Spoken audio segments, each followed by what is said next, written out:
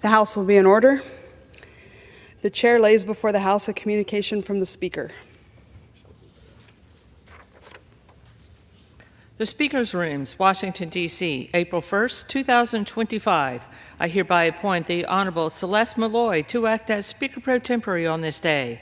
Signed, Mike Johnson, Speaker of the House of Representatives. Pursuant to the order of the House of January 3rd, 2025, the chair will now recognize members from lists submitted by the majority and minority leaders for morning hour debate. The chair will alternate recognition between the parties, with time equally allocated between the parties and each member other than the majority and minority leaders, and the minority whip limited to 5 minutes, but in no event shall debate continue beyond 11:50 a.m. The chair recognizes the gentlewoman from Massachusetts, Ms. Clark, for 5 minutes.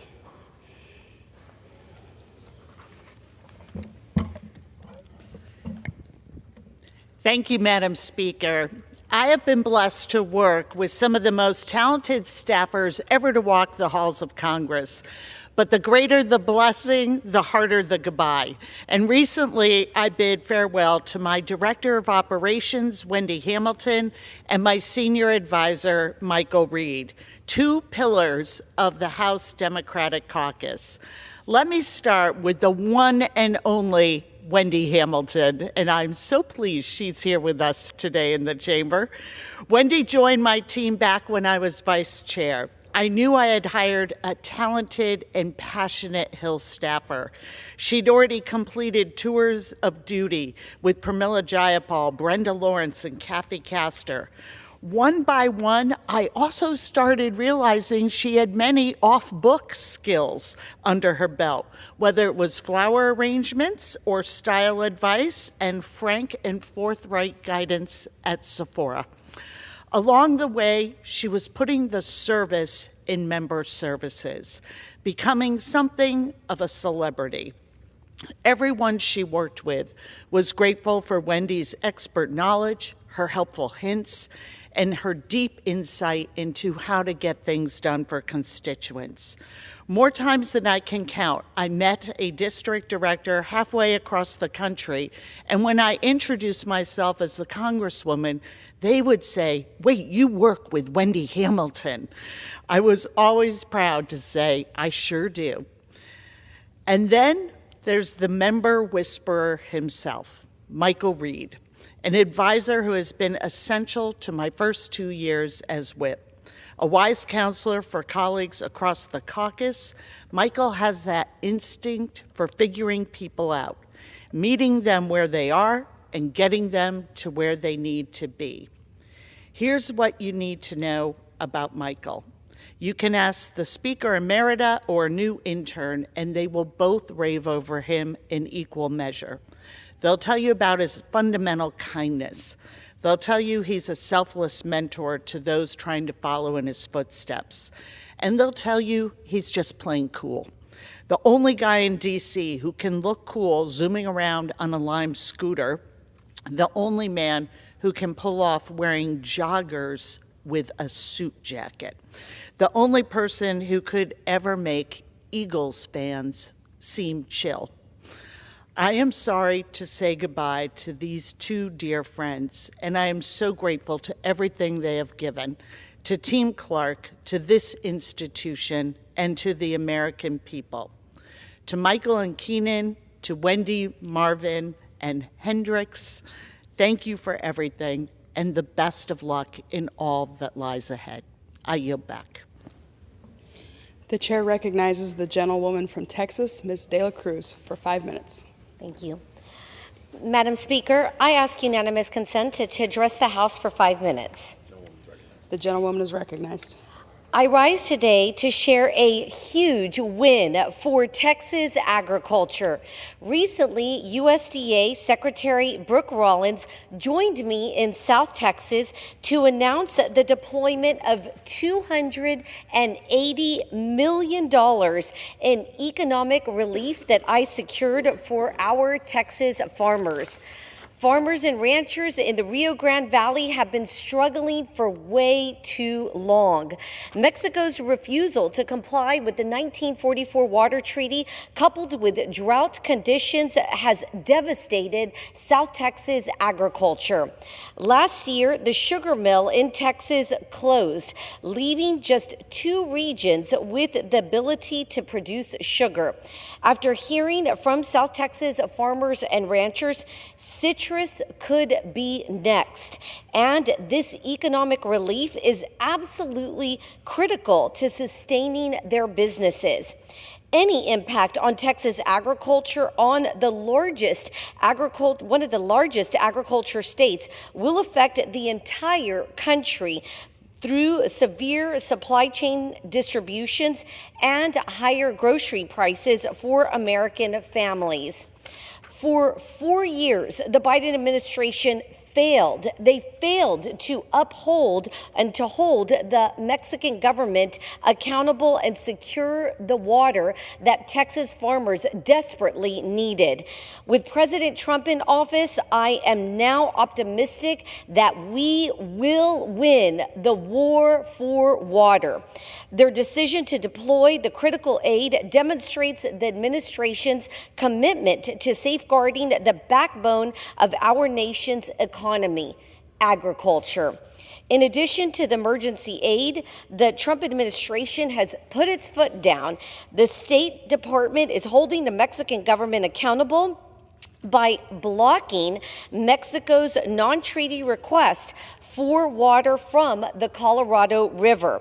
This is a major win in prioritizing our farmers and ranchers, and it is encouraging to have the support of President Trump in this fight. This is just the beginning of the war for water.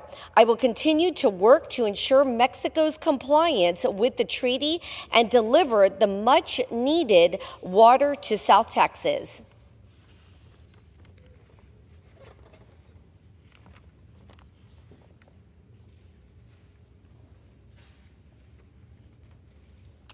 Today, I rise to celebrate Texas U.S. Navy veteran Mr. Charlie Willman's 100th birthday. Born on March 31st, 1925 in Seguin, Texas, Mr. Willman's roots have run deep in our great state of Texas. From growing up on a farm, graduating from Seguin High School, to attending Texas A&M to study agriculture education, his commitment to service took him into the U.S. Navy during World War II, where he not only selflessly served his country, but also met the love of his life, Patricia. Following his service, Mr. Willman finished his degree and worked for Sears Roebuck before returning to his roots.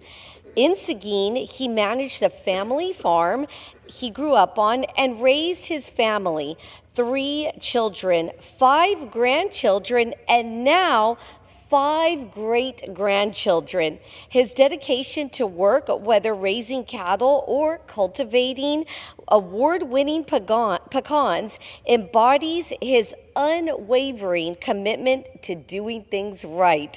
Mr. Willman's influence extends far beyond his family. He served his community on numerous boards, including Texas Farm Bureau, and in his role as the county commissioner. With that said, thank you, Mr. Willman, for all of your work in our community, in this great country we live in. Today we celebrate a birthday party, an incredible century of life. Let us congratulate Charlie on this wonderful milestone. Here's to you, Charlie, 100 years strong and still inspiring us all. Happy birthday, and God bless you. Thank you. I yield back. The chair recognizes the gentlewoman from Texas, Ms. Johnson, for 5 minutes.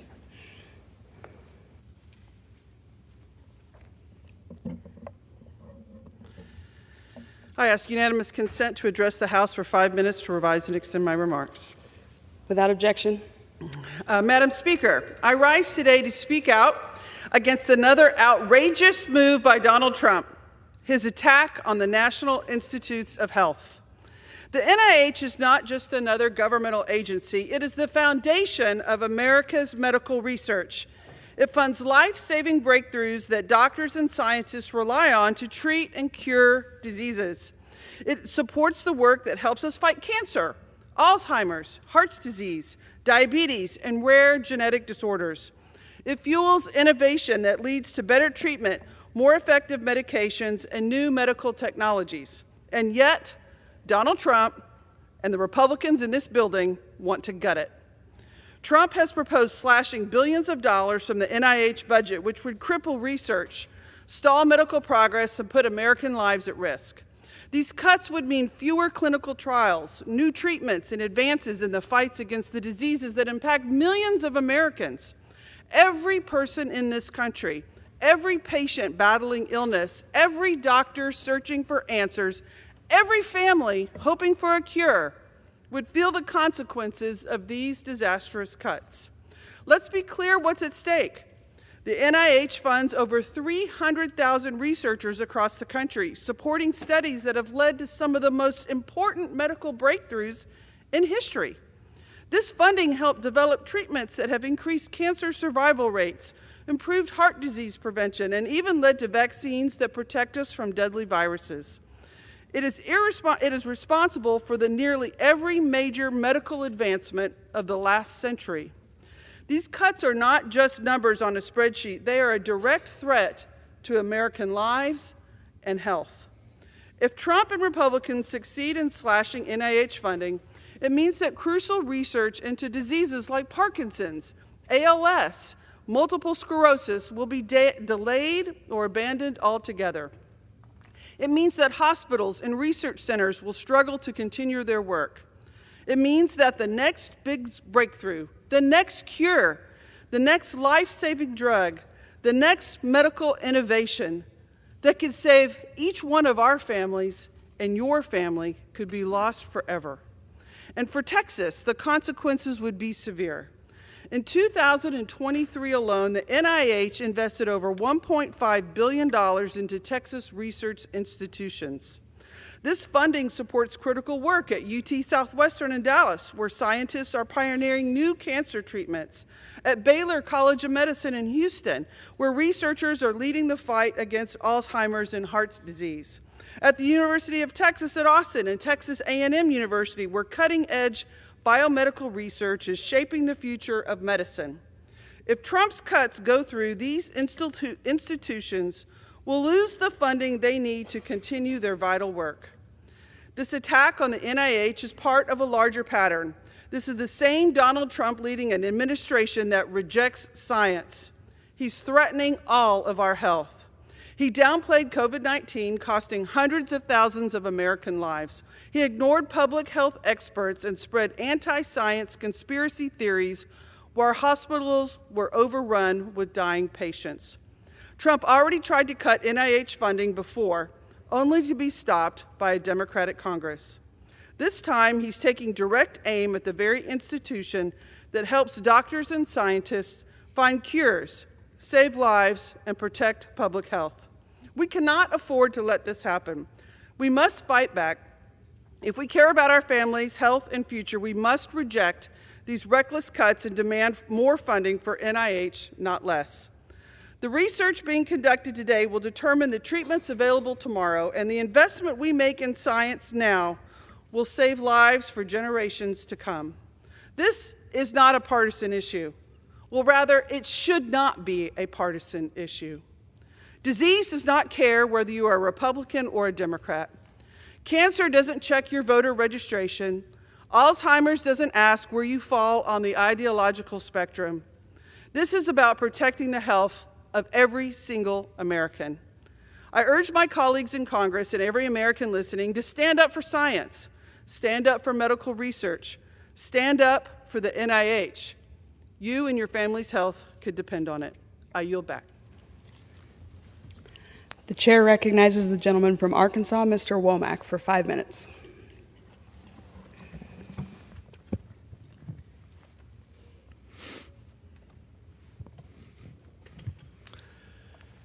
Madam Speaker, I rise today to congratulate one of Arkansas's own, Payton Bowling.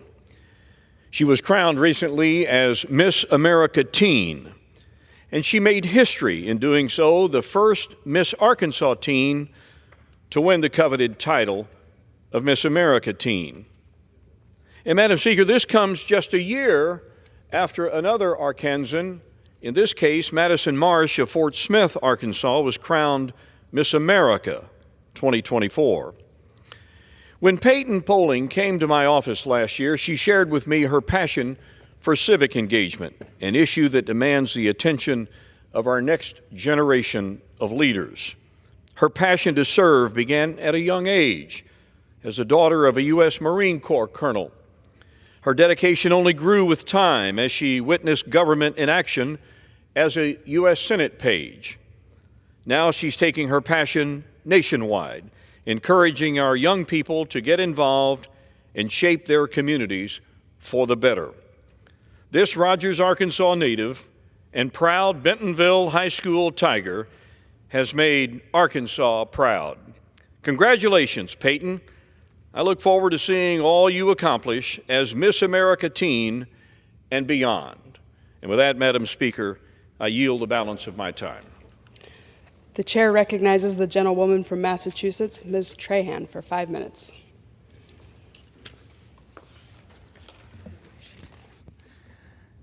Madam Speaker, we are witnessing yet another shameful attack on the fundamental rights of millions of Americans. House Republicans are forcing a vote this week on the so-called SAVE Act, a bill that does nothing to stop inflation from driving up grocery prices, nothing to end Donald Trump's trade war that is pummeling the stock market, and nothing to protect Americans' retirements.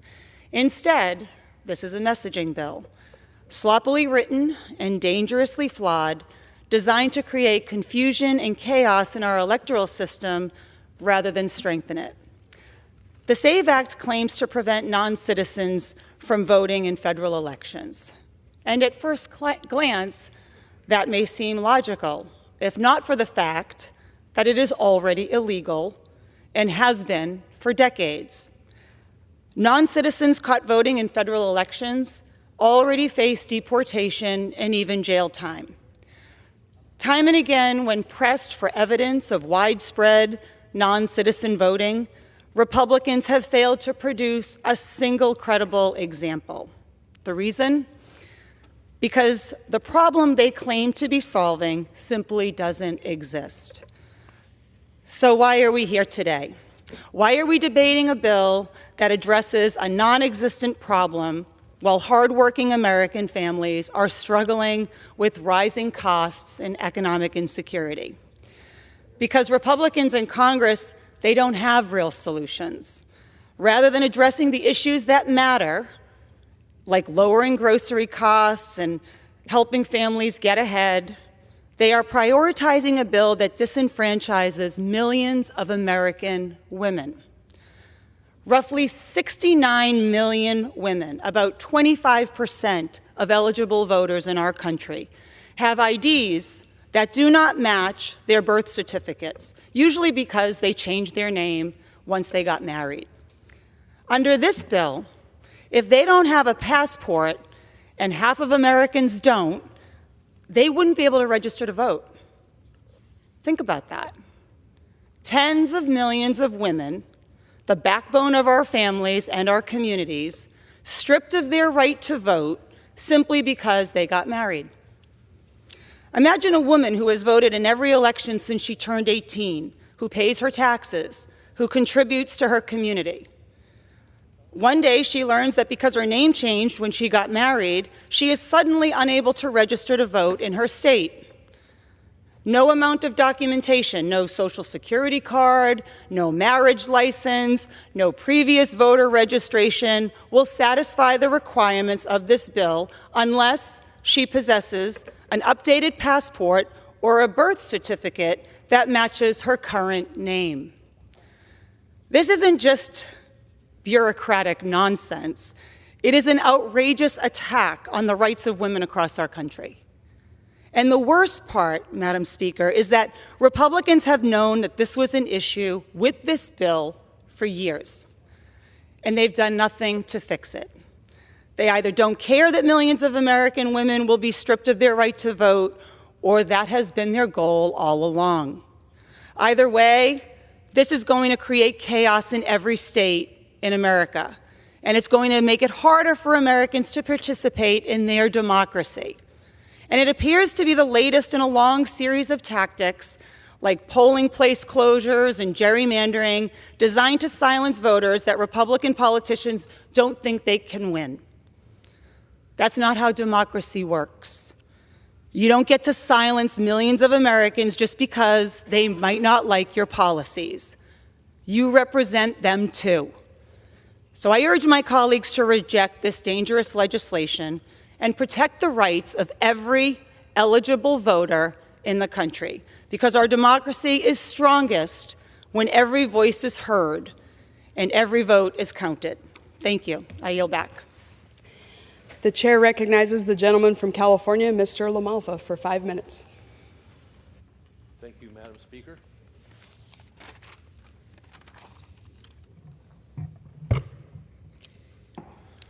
Madam Speaker, I wanted to speak a little bit about the SAVE Act and what it's supposed to do to ensure election integrity for our country. And, you know, the commentary that this is somehow going to disenfranchise people who normally vote is just part of the rhetoric of this place that obscures that our elections aren't completely secure when we have millions of illegal immigrants in this country that have been given driver's licenses, IDs, without having passed the muster of actually doing citizenship efforts. So why should that apply to elections? You already see municipalities around this country trying to give the right, the privilege of votes to people that are not here legally. So in the previous example given, if someone has had a recent marriage, but their name doesn't quite match yet because they haven't gotten their legal documents, there's a provision for doing that called provisional voting that you can utilize at that time of election and then go through the process of proving, yes, this is my citizenship, and in order to ensure we have elections with integrity. So when our elections are key to deciding who makes the laws in this country, who makes the policy decisions, they need to be secure. And so if we can't trust the people in office that are actually chosen by American citizens, then what exactly do we have? Only American citizens are supposed to vote in federal elections. Weak laws have made it, as I mentioned, easier now for non-citizens to get on the voter rolls in certain municipalities. So when President Biden took office, administration let at least 4.6 million illegal immigrants into the country, with nearly 2 million more slipping in without being stopped. And these are probably low numbers. It's hard to estimate. Some blue states, as I mentioned, have given these individuals driver's licenses and other benefits, which then can help them in loosely run state election rolls illegally register to vote in federal elections. We need to draw the line, at least at federal election levels. Some blue cities have let them vote in local elections to cause even more confusion and abuse of the process. It's deliberate. Federal law has blocked states from requiring proof of citizenship to register to vote, making it easier for the system to be exploited. That's actually against the Constitution.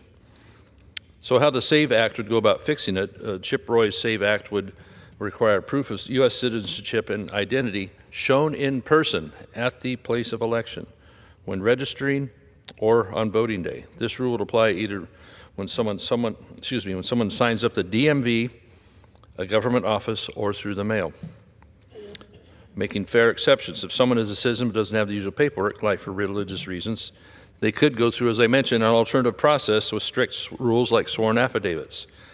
The bill also makes sure there are accommodations for disabled Americans so they aren't wrongly excluded. It addresses cases when someone's documentation might not match their legal name, as I mentioned here, with their name change due to marriage, divorce, or adoption.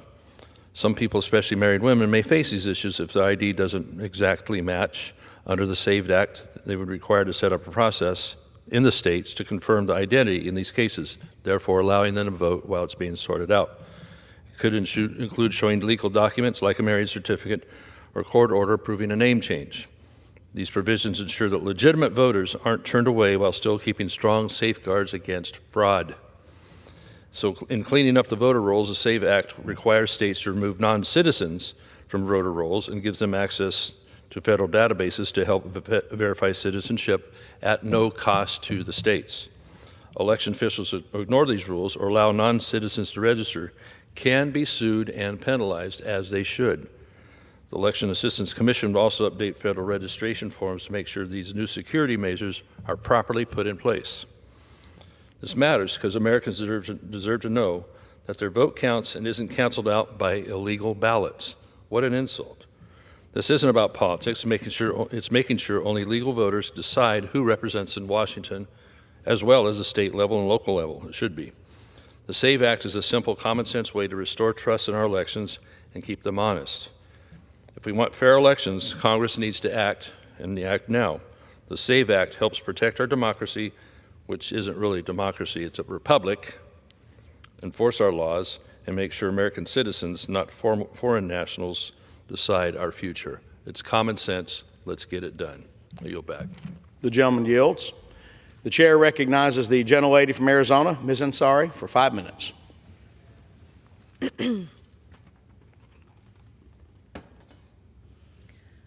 Mr. Speaker, I rise with deep shock, concern, and outrage at the carelessness of the Trump administration in disclosing highly sensitive operational military plans on a commercial chat platform that included a reporter.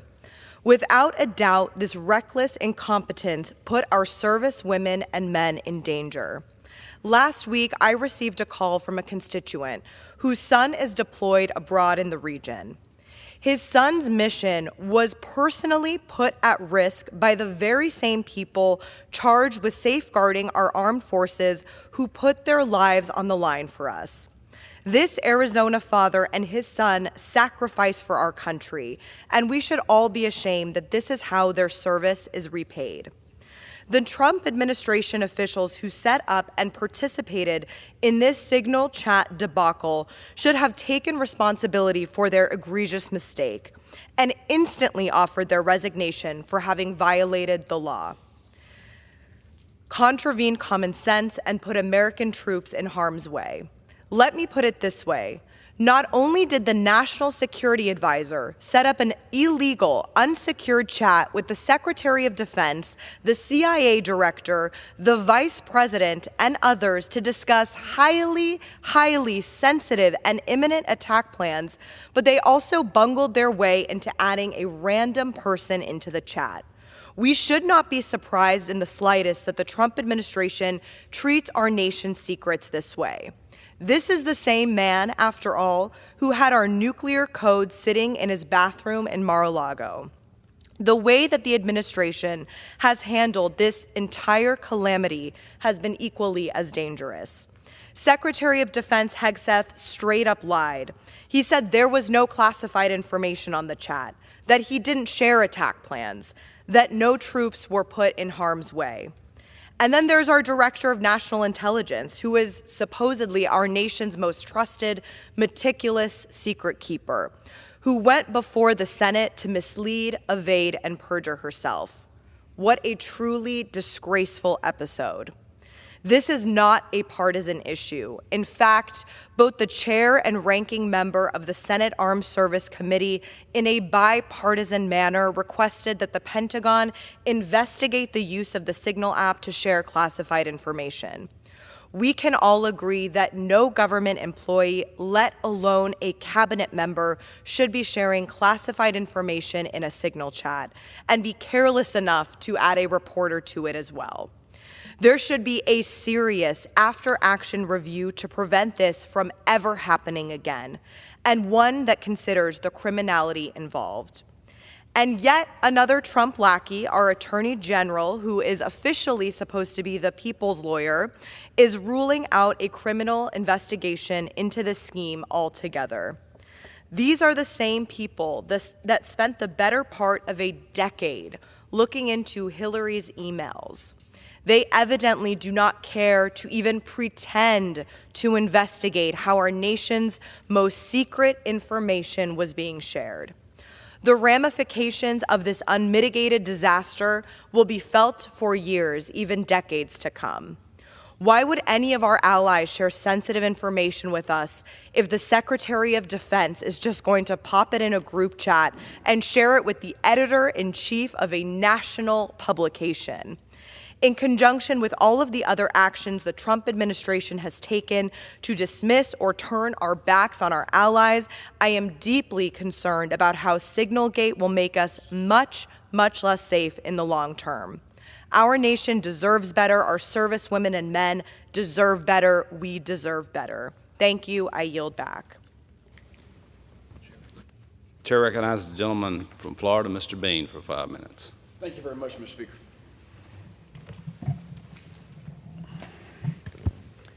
Mr. Speaker, I want to take you back 100 years to the year 1925. The Great Gatsby has just been published, and in this very chamber, the House will authorize the construction of Mount Rushmore. Entertainment legend Dick Van Dyke was born. Today, Mr. Speaker, I rise to celebrate the 100th birthday of someone else born that same year, 1925, an American hero named Leonard Messenio of Amelia Island, Florida. Born on April 30th, 1925, Len served bravely in World War II with the Army's 20th Armored Division.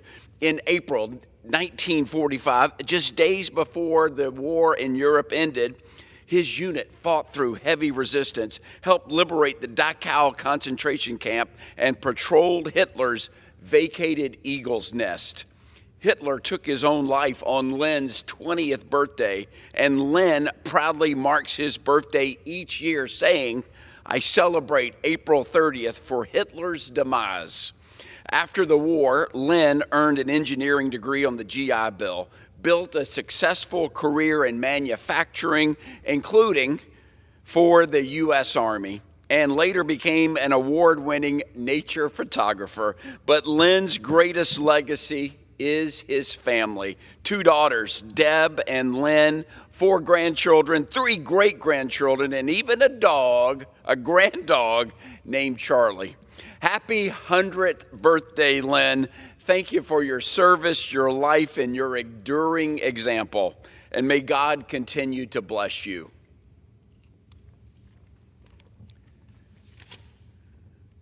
Mr. Speaker, when you're lost, you need to find the way. In Clay County, Florida, when you need medical care and don't know where to turn, you need to find the Way Free Medical Clinic.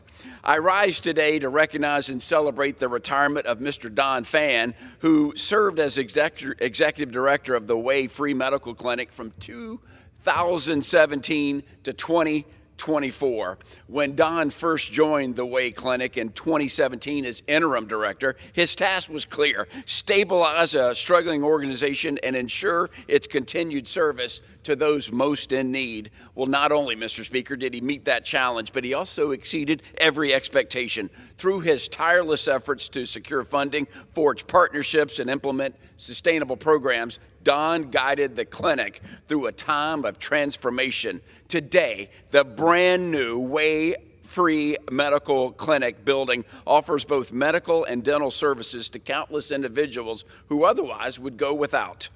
Don's professional success is only matched by his personal dedication. Don consistently placed the needs of others above his own. His empathy, resilience, and quiet determination inspired those around him to become hallmarks of the clinic's culture. His values of service, compassion, and hope are now woven into the very identity of the Way. As Don Phan retires, I join many in thanking him for his years of outstanding service and leadership. May the next chapter of his life be filled with the same purpose, joy, and generosity that defined him and his time at the Way Free Medical Clinic. Go get him, Don. We're proud of you. Thank you, Mr. Speaker. I yield back. Chair recognizes the gentleman from Illinois, Mr. Garcia, for 5 minutes.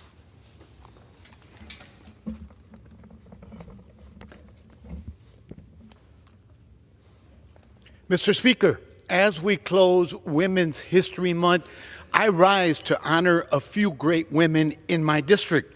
Women like Shannon Goodrich, a leader of the Elmhurst chapter of Moms Demand Action. Shannon joined the group after attending a fireside chat about school safety in her community. Like all parents, she was concerned about what local leaders were doing to keep children safe from the tragic epidemic of school shootings. Shannon saw that she could play an important role as a mom and as a member of her community. Over the past 6 years, Shannon has written thousands of postcards, knocked on thousands of doors, and made thousands of phone calls and sent thousands of texts all over in the name of gun violence prevention. Shannon's passion for this work has only grown as she has met and become friends with local survivors of gun violence. Shannon works in her name and hopes to inspire many others to do the same. Thank you, Shannon, for your dedication and commitment to keeping all children safe.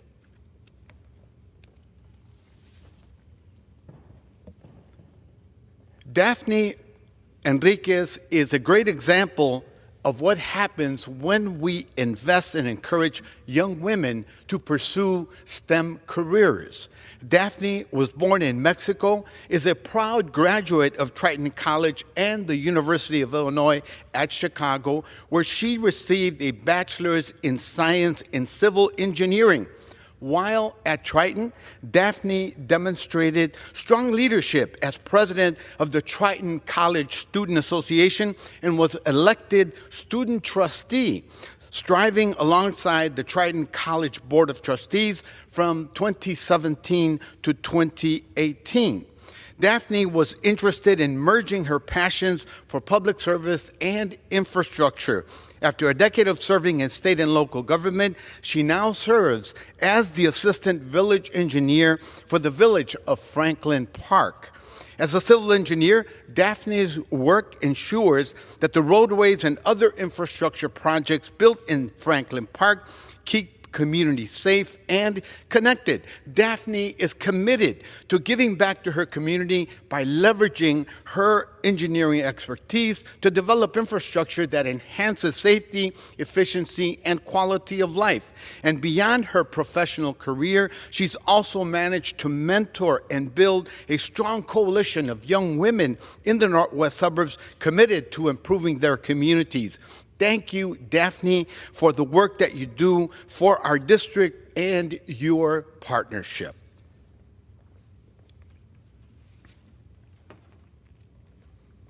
I'm proud to recognize Iona Fernandez, a relentless advocate and community activist for kids, gun safety, inclusion, and public education.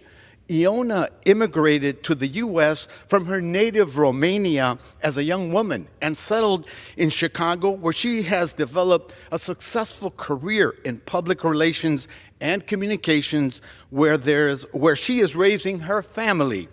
As a community activist, she actively participates in organizing and advocating for a future in which children don't have to fear for their lives when they go to school. As a communicator, her work is inclusive and reflective of the diversity of our country. As an advocate, Iona is committed to uplifting working families and ensuring that elected officials are accountable to the people that they represent. She's an organizer and a change maker. Leona's impact can be felt across DuPage County. Thanks to her efforts, more people are engaged, informed, and ready to stand up for what's right. She leads with her heart and never backs down. Thank you for all the work that you do, Iona. I yield back. Chair recognizes the gentlewoman from Iowa, Ms. Miller Meeks, for 5 minutes. Thank you, Mr. Speaker. I rise today in strong support of the SAVE Act because American elections should only be decided by American citizens. That's not controversial. It's common sense. Think about it. Democrats have no problem requiring an ID to board a plane, buy a six-pack, drive a car, or even adopt a pet. Just a few years ago, they demanded you show proof of vaccination just to eat at a restaurant or pick up food. But when it comes to the most sacred act in our republic, voting, they fight tooth and nail against requiring proof of citizenship. Why? It's blatant hypocrisy, and the American people see right through it. The SAVE Act ensures that only American citizens can register to vote and vote in federal elections. It protects the integrity of our system and restores faith in democracy. In fact, in Iowa, every single time we have passed election integrity laws, the percentage of people voting has increased. With President Trump back in the White House, it's time to secure our elections and put American citizens first. Let's pass the SAVE Act now.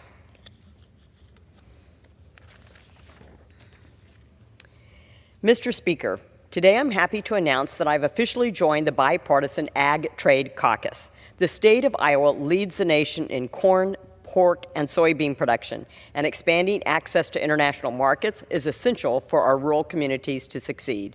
In the past, bad trade deals and overregulation from Washington have held our producers back.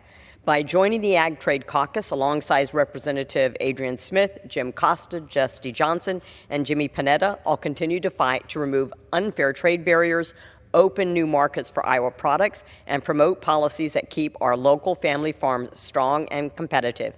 And yesterday, when Secretary Rollins was in our state of Iowa, she remarked upon our productive farmers and ranchers, and that she will be going on 6 trade trips internationally over the next 6 months. For Iowans, agriculture isn't just a way of life. It's the backbone of our economy, and I'm deeply committed to supporting Iowa's hardworking farmers and producers. Mr. Speaker, I yield back. Chair recognizes the gentleman from New York, Mr. Espiat, for 5 minutes.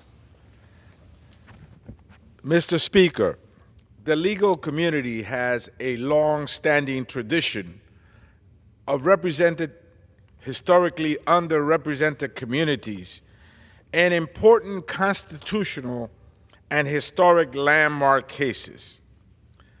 And right now, the president and his cronies are shaking down the legal war in an unprecedented manner.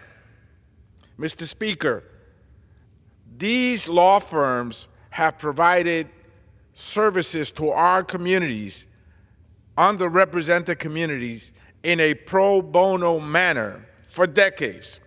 In the past few weeks, the president has targeted law firms that he has deemed a threat against the goals to impose an illegal agenda. Through his executive orders, he has threatened the revocation of government security clearance and prohibitions on entering federal buildings to these law firms. 2 of the law firms, Payton and Paul Weiss, immediately settled to avoid sanction and committed a collective $140 million in pro bono work to support the Trump administration's agenda. Other targeted law firms like WilmerHale, Jenner & Block, and Perkins Coie continue to challenge right now these orders in court. These law firms have been responsible for providing free pro bono work in support of disenfranchised communities for decades. Mr. Speaker, Trump is doing this to stop them from successfully arguing against his executive orders and the harms and effects they may have on America. In addition, many of our colleagues across the aisle have introduced at least 7 bills to impeach federal judges who have ruled against the Trump agenda. They attempt to cripple our judicial branch of government, which guarantees a delicate balance in our democracy, in our republic. Many of these judges have been instrumental in pausing Trump's attack on birthright citizenship, sensitive locations, preventing ICE from going into churches, synagogues, funeral homes, schools, emergency rooms. This is what they're trying to do. They're trying to impose this very aggressive agenda. Protections for the Consumer Financial Protection Bureau. And of course, attempting to dismantle the one system that has given us the ability all to rise together, the public education system. House Republicans are carrying out Trump's attack by insisting that we take up legislation that will severely limit judicial's ability to issue rulings that have a nationwide positive effect on communities. Mr. Speaker, there has been a long-standing tradition of unrepresented communities resorting to the judicial system when all else has failed. When all else has failed, communities go to the court to get relief. When it has been extremely hard to fight against larger, richer, and more powerful entities and to hold them accountable, communities go to the courts. Rulings like Brown versus the Board of Education, Hodges versus Obergefell, and Roe versus Wade have been instrumental in ensuring that all communities have equality and protection under the law. Mr. Speaker, these are dangerous times. History, the chapters of history have told us time and time again that when fascism sticks its ugly head out the window, it is the courts that they go after, so that it will prevent common folks from entering that institution and getting relief and justice. We must fight to stop the administration's attack. To not do so would mean to damage the balance of power and to permanently fracture our democracy. Mr. Speaker, I yield back. Chair recognizes the gentleman from Pennsylvania, Mr. Thompson, for 5 minutes.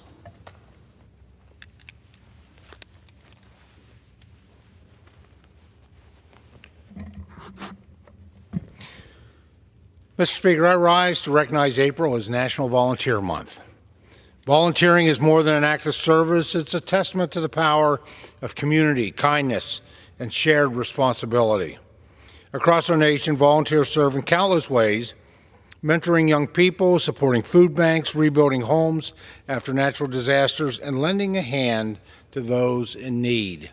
Their work is not just about addressing immediate challenges, but about creating lasting change and hope.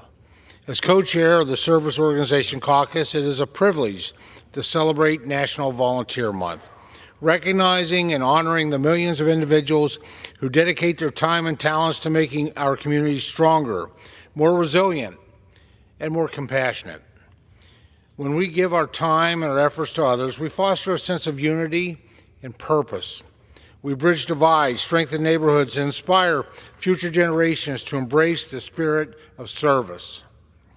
From local charities to national organizations, volunteers are the heartbeat of our communities, demonstrated that even small acts of kindness can have a profound impact, making a lasting difference in the world. Throughout my district, there are many great volunteers. From Penn State Thon raising a record-breaking $17 million this year alone to aid families affected by childhood cancer, to the Wellsboro Rotary Club, which just celebrated its centennial year of service.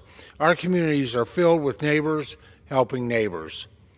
These few examples remind us that acts of service have a profound impact, strengthening the fabric of our society and inspiring others to step forward.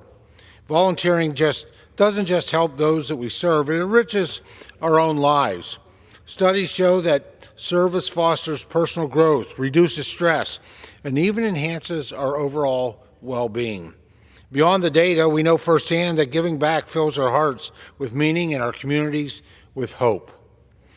Mr. Speaker, as we observe National Volunteer Month, I encourage each of us to find new ways to give back. Whether through a local nonprofit, a school, a faith-based group, or a simple act of kindness in our daily lives, we all have something valuable to contribute. Let us celebrate those who give their time, and let us recommit to the values of service and generosity. Together, through volunteering, we can build a better, stronger, and more connected world. Thank you, Mr. Speaker, and I yield back the balance of my time. Chair recognizes the gentleman from California, Mr. Correa, for 5 minutes.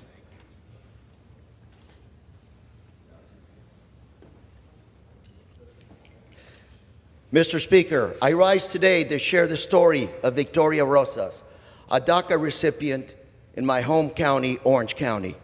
Victoria was raised in Fullerton, California, and thanks to her DACA status, she was able to pursue her passion in healthcare and helping others. Today, Victoria is a nurse, and in her spare time has written a book and founded a nonprofit group called Empowering Moms of California. Victoria's journey is an example of the important contributions DACA recipients make to this great country and why we need to protect them from deportation. Mr.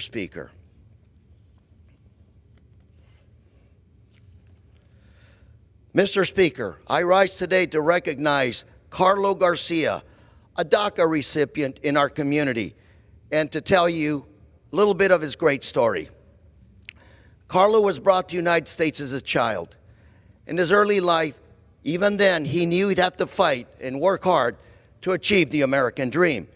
He worked as a janitor to help to support his mother and his young siblings, while he continued to work to make sure he pursued the American dream.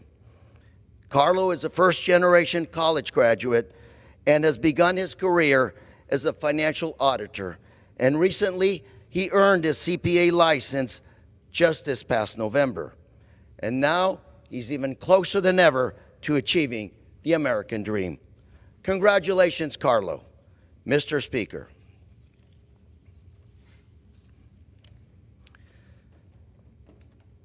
Mr. Speaker, I rise today to recognize Dr. Carla Itzel Montiel, a DACA recipient, for her achievements and contributions to our great country. Dr. Montiel received her DACA status after arriving in the United States at the age of 8 years old.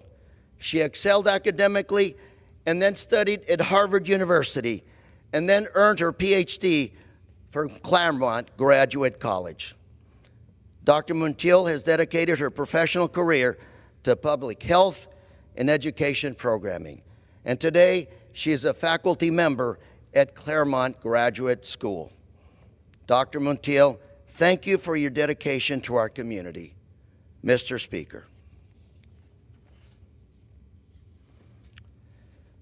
Mr. Speaker, I rise today to celebrate Orange County's grandmother, Cristina Prada, who's 94 years old. Cristina's story is a very familiar story to us in Orange County. She came from Colombia in 1973 and worked at 2 or 3 jobs at the same time to make ends meet. She worked as a housekeeper at a nearby resort and cleaned houses for wealthy movie stars.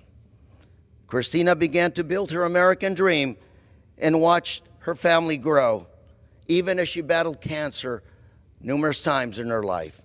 At 94 years old, she's beat the odds and proved the doctors wrong. She continues to live.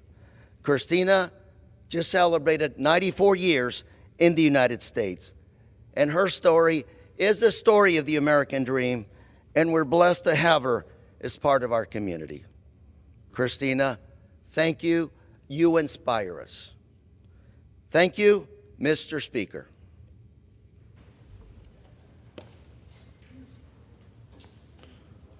Chair recognizes the gentleman from South Carolina, Mr. Norman, for 5 minutes.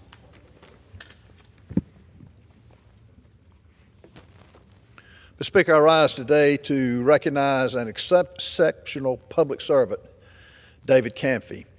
His unwavering dedication to law enforcement and public safety has made an everlasting impact on his community. Throughout his distinguished career, Mr. Camphy has exemplified the highest standards of service, of leadership, and integrity. For over 15 years, Mr. Camphy has served with distinction in the New York Police Department. His leadership, his commitment, and his generosity have been nothing short of extraordinary. He has led complex criminal investigations and tactical operations with unparalleled precision and excellence. His expertise spans critical areas such as counterterrorism, crisis management, and investigations ensuring the safety of New York City and its residents. This in spite of the political winds in New York, which have favored the criminal instead of favoring the victims. From his roles as Special Operations Sergeant and Platoon Commander to Integrity Control Officer, Mr. Canfy has continuously demonstrated the core mission of the New York Police Department to enhance the quality of life in New York City by working in partnership with the community to enforce the law, preserve the peace, and protect the people, which reduces fear and maintains order. In every position that he has held, he has embodied the values of public service and law enforcement with a passion and a professionalism and courage. Before his career in law enforcement, Mr. Canfy began his public service journey as a Chief of Staff for the New York State Assembly. In that capacity, he gained invaluable experience in legislative affairs and policy development, providing him with a unique perspective on bridging the gap between law enforcement operations and public policy. This foundation has allowed him to create a more comprehensive approach to community safety, to fostering collaboration among federal, state, and local agencies. Currently, as a commanding officer of the New York Police Department Detective Bureau of Tactical Training Unit, Mr. Canfy plays a vital role in preparing law enforcement officers for the challenges they face. Under his leadership, the unit provides essential tactical and investigative training to Detective Bureau personnel, to the Special Operations Unit, to the military units, and to law enforcement officers at every level, federal, state, and local. Beyond his operational leadership, Mr. Canfy has proven to be a respected mentor and instructor, shaping the next generation of law enforcement professionals. His commitment to training ensures that officers are not only ready for the dangers they face, but are also guided by the highest ethical standards as they serve their communities. Through all of his political accomplishments, professional accomplishments, Mr. Canfy holds one thing above all: his family. He remains a devoted son, a devoted husband, and a devoted father, which is a testament to the values that guide his work and his life. Despite the demands of his career, he was always present, especially for his son Sam, making sure that he has always had his dad at every important moment. His dedication was not just to the job, but to his family. I would also add that David's father was in law enforcement for a number of years, and when 9/11 occurred, guess who was first to volunteer his time, to risk his health, to go help clean up the damages of 9/11. On behalf of the American people, I extend my deepest appreciation for his timeless efforts and exemplary service. May his leadership and dedication continue to inspire others for generations to come. Thank you so much, David Canfy. Mr. Speaker, I yield back. Chair recognizes the gentleman from New Jersey, Mr. Menendez, for 5 minutes.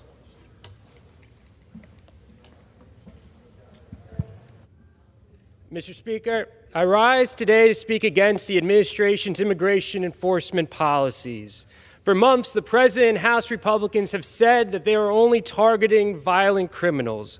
Why is it then that last week ICE attempted to deport a constituent of mine who had been granted legal protections against removal under the Convention Against Torture? This woman, the victim of unspeakable crimes in her home country, came here to the United States for her safety, which is now being undermined by this administration. Imagine being a United States citizen and the horror you would feel when your family member, again, someone who had been granted legal protection, is taken in the middle of the night and driven to Mexico, a country to which she has no ties. How is this making our country safer? How is this upholding the ideals of our nation? Mr. Speaker, when this administration talks about mass deportations, this is what they mean: taking people in the middle of the night who have a right to be here and trying to remove them to foreign countries. My office is doing everything we can to help this woman and her family. But it begs the question, if this is how the administration treats someone with an attorney and the support of a member of Congress, what does that mean for all those who don't have anyone fighting for them? Who is speaking up for them? And if we say nothing, then what does that say about us? This can't be what we stand for as a country. As a grandson of immigrants and the representative of a proud immigrant community, it's something that I will always fight against. Mr. Speaker, in recent weeks, the Trump administration and House Republicans have set their sights on the federal judiciary, calling for unprecedented changes to our courts, attacking the character of dedicated federal judges, and attempting to undermine the separation of powers that has upheld our democracy for centuries. As an attorney by trade, I understand how concerning this is for our nation's future. And in this moment, we cannot be silent nor treat these attacks as normal. Mr. Speaker, I'd like to read excerpts from the American Bar Association statement on the Republican assault on our judiciary into the record. There have now been statements by officials criticizing judges for not following the will of the people. Judges swear oaths to follow the law, not public opinion polling or political chatter or what someone contends is the will of the people. The Chief Justice of the U.S. Supreme Court wrote in his 2024 year-end report on the federal judiciary, quote, "Attempts to intimidate judges for their rulings in cases are inappropriate and should be vigorously opposed," end quote. We may disagree with interpretation of case law, but it is unacceptable to personally target judges just because we disagree with their ruling. We cannot have a judicial system where the government seeks to remove judges simply because they do not rule as the government desires. Considering the increasing physical threats to judges, these are clearly efforts to intimidate judges and our courts. We reject efforts to undermine the courts and the profession. We will not stay silent in the face of efforts to remake the legal profession into something that rewards those who agree with the government and punishes those who do not. Words and actions matter, and the intimidating words and actions we have heard must end. Consistent with the Chief Justice's report, these efforts cannot be sanctioned or normalized. These are clear choices facing our profession. We can choose to remain silent and allow these acts to continue, or we can stand for the rule of law and the values we hold dear. We call upon the entire profession, including lawyers who serve in elected positions, to speak out against intimidation. We acknowledge that there are risks to standing up and addressing these important issues, but if the ABA and lawyers do not speak, who will speak for the organized bar?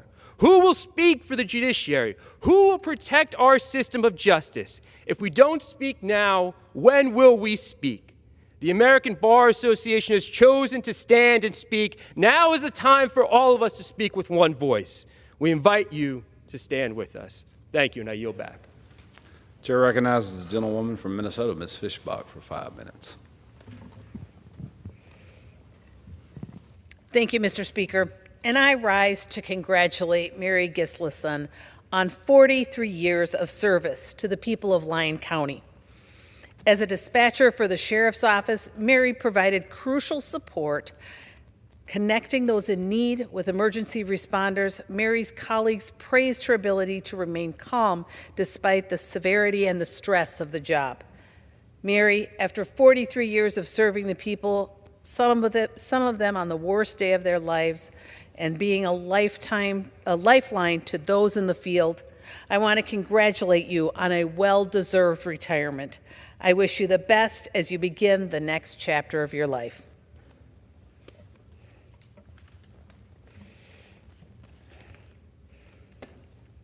Mr. Speaker, I rise to congratulate Mr. Dave Preisler on receiving the Minnesota Pork Board's Distinguished Service Award. From a childhood in 4-H and FFA to a 28-year career in the pork industry, Dave has dedicated his life to Minnesota agriculture. His expertise, compassion, and ability to lead in times of crisis have allowed him to leave a lasting impact on the industry and those who rely on it. Dave, congratulations on this tremendous honor, and we are all grateful so much for your service. Thank you. I yield back. Chair recognizes a gentlewoman from New Mexico, Ms. Stansberry, for 5 minutes. Thank you, Mr. Speaker. I rise this morning to ask a question that millions of Americans across this country are asking right now. And that question is, what is Elon Musk doing with our data? Because I think that none of us can figure that out. For the last several months, we've watched as Elon Musk, Doge, and his team of hackers have infiltrated agency after agency and database after database, downloading and accessing and applying artificial intelligence systems to those data. And yet, when we have tried to bring Mr. Elon Musk in front of the Oversight Committee or any committee of this body, the GOP have consistently blocked us day after day. And yet Mr. Musk claims to have maximal transparency. And yet all he has done is created a B-grade Twitter in which he is posting Twitter posts claiming that he's cutting government spending. Meanwhile, he's dropping millions of dollars in Wisconsin today trying to buy a judicial race. And Republicans in this body are running legislation this week to try to block the judiciary from holding and reining in Donald Trump and Elon Musk from data mining, from firing federal employees, from freezing federal funds, and dismantling federal agencies. So it raises the question, what are they doing inside our federal agencies? And that is why today I have introduced legislation and a resolution to get to the bottom of what Elon Musk and Doge are doing with our data and how they are using artificial intelligence. Now, last week, Elon Musk did an interview with his Doge hackers on Fox News, and yet he still will not come in front of this body under oath and testify. During that interview, he claimed, as he has many times, that what he is using these data for is to make the government more efficient. And yet, over the course of the last several months, not only has he not made it more efficient, he has mired the federal government in constant litigation and constant dismantling and disruption and chaos of our agencies. And now he is telling us that he is going to leave the federal government in just a few weeks to expand his data and AI operations, as he announced last week that his own AI company, of which a number of the executives are actively operating inside the federal government with Doge right now. It raises a lot of questions, doesn't it? And that is why every single day my constituents and Americans across this country are asking us, what are they doing with our data? Why are they inside these systems? Why are they downloading Treasury payment data? Why are they downloading IRS data?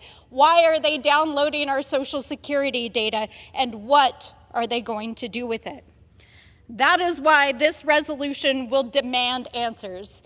This resolution, which has been introduced in the Committee of Oversight, will demand that they produce documentation, names, data sets, and information about what they are doing. Because this is crucial to understanding not only how they are utilizing our private and confidential data as Americans, but the ways in which they are hacking those systems and illicitly using that data for their own policy and political ends, and the way in which they are threatening our national security.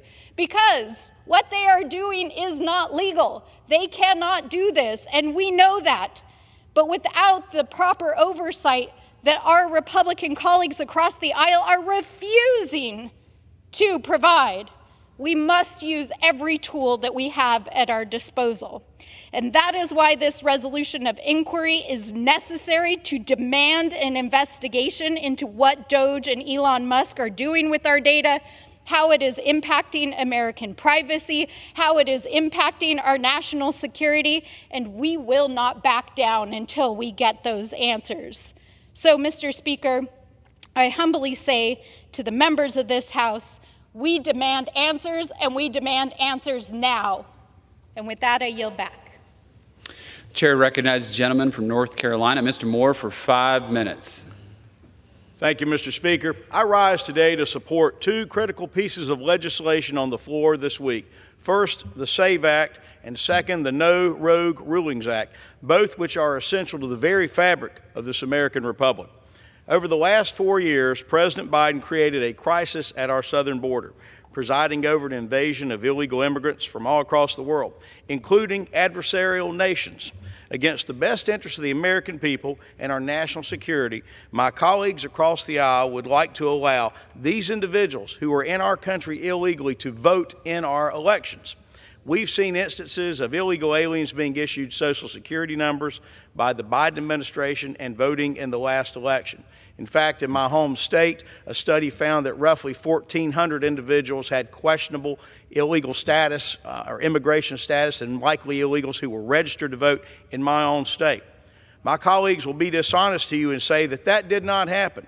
They will say that we need to, I will tell you this, we need to open our eyes to the reality of this border invasion. The reality is right now we have a system where folks who are here illegally can vote. That is simply wrong. And that's why we need to pass this week the SAVE Act. It is a common sense measure that will ensure that states are required to verify citizenship when folks register to vote in a federal election. This is the bare minimum to secure that our elections are protected from foreign influence.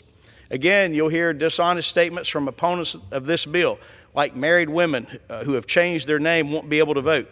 That is simply not true. Look, when someone gets married, look at their driver's license. Did the driver's license number change? Did a passport number change? No, that simply isn't accurate. Additionally, this bill allows up to 6 different forms of identification to verify citizenship. Look, in North Carolina, we have voter ID where folks show up and vote, and folks may have gotten married in between when they register to vote, when they go to vote, and nobody's being turned away. Again, just another misinformation from the left. One other thing the SAVE Act does is that it requires states to clean up their voter rolls to remove non-citizens. Again, this is pretty straightforward, common sense stuff. Governor Greg Abbott in Texas, in fact, removed thousands of citizens from their voter rolls, and every state should be doing this. You know, at the end of the day, Mr. Speaker, only American citizens should vote in American elections. If we don't pass the SAVE Act, we're signaling to the world that American elections are open to fraud and foreign interference. It is, in fact, a betrayal to every citizen who plays by the rules, pays their taxes, and deserves a voice in their government. Election integrity starts with the passing of the SAVE Act. Another bill this week I mentioned earlier that's a great bill that I'm supporting is the No Rogue Rulings Act, which will put an end to the overreach of district court judges in issuing nationwide injunctions. As an attorney, I'm just shocked and just by the blatant abuse of power that some of these radical activist judges are taking to block the lawful exercise of executive power. President Trump was overwhelmingly and duly elected by the American people to put our country back on the right track. In just the first few months of his term, President Trump has faced more than 16 nationwide injunctions. That's more than Biden, Obama, and Bush had during the entirety of their terms. It is clear that these judges, time and time again, have encroached on the statutory authority of the president. Americans are outraged that D.C. District Court Judge James Boasberg told the Trump administration to turn a plane around that was full of heinous criminals, dangerous gang members who were in the U.S. illegally, and bring them back to American soil. Judges should not have the power to set nationwide policy and rip President Trump's constitutional powers away from him. Article 2, Sections 1 and 3 of the Constitution vest the executive power in the president and charge the president with faithfully executing the laws of the United States. However, activist judges want to replace the will of the voters with their personal politics. My friends, that is not how our system is supposed to work, and it undermines our democratic process. What we're seeing, in fact, is judicial tyranny. The No Rogue Rulings Act restores balance. It ensures that legal challenges are resolved properly and not through backdoor activism and overreaching judicial actions. Mr. Speaker, the American people are tired of unelected judges wielding unchecked power.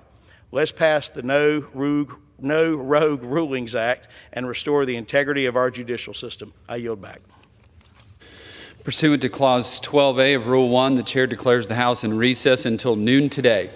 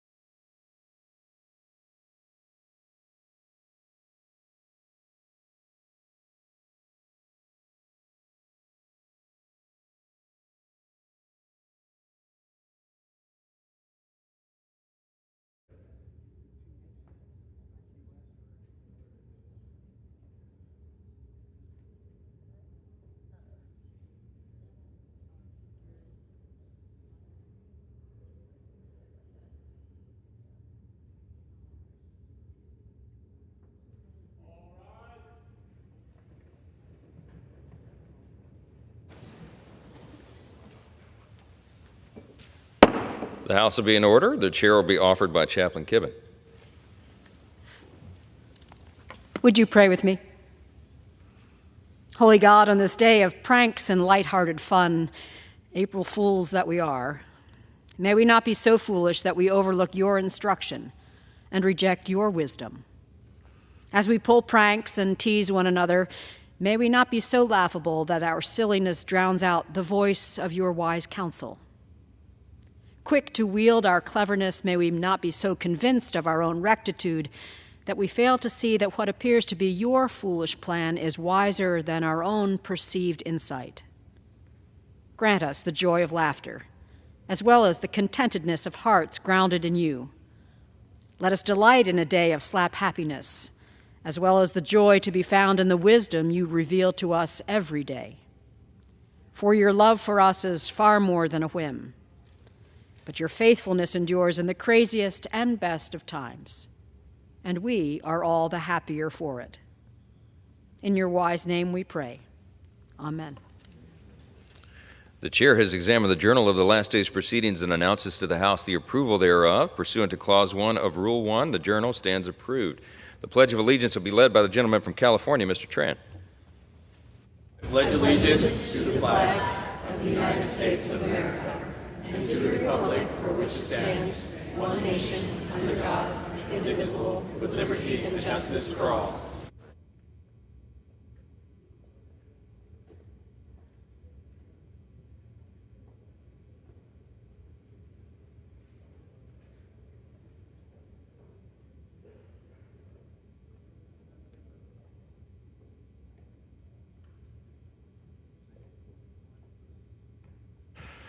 For what purpose does the gentlewoman from Florida seek recognition?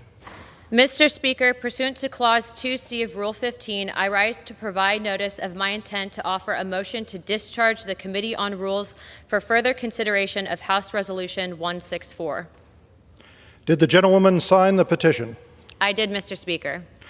Pursuant to Clause C of Rule 15, a motion to discharge is privileged only at a time designated by the Speaker within 2 legislative days after the intent to offer such motion is offered. The chair will entertain the gentlewoman's motion at that time.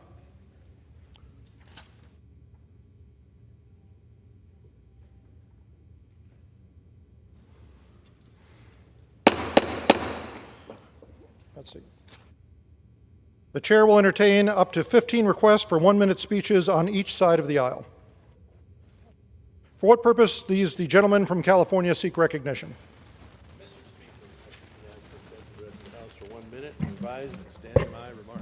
Without objection, the gentleman is recognized for 1 minute. Thank you, Mr. Speaker. The No Rogue Rulings Act is about stopping unelected judges from blocking a president's entire agenda with a single ruling. This bill, introduced by my colleague from California, Representative Darrell Issa, puts an end to nationwide injunctions that overstep judicial authority. Judges were never meant to act as a veto on the executive branch. When a district judge issues a nationwide injunction, they override the will of the voters by halting policies that one judge happens to disagree with politically. This is about restoring balance. The Constitution sets clear roles for each separate branch of government. The ISA bill ensures judges can rule on the cases before them, nothing more. Without this fix, activist judges will keep blocking policies on national security, the economy, and regulatory reform.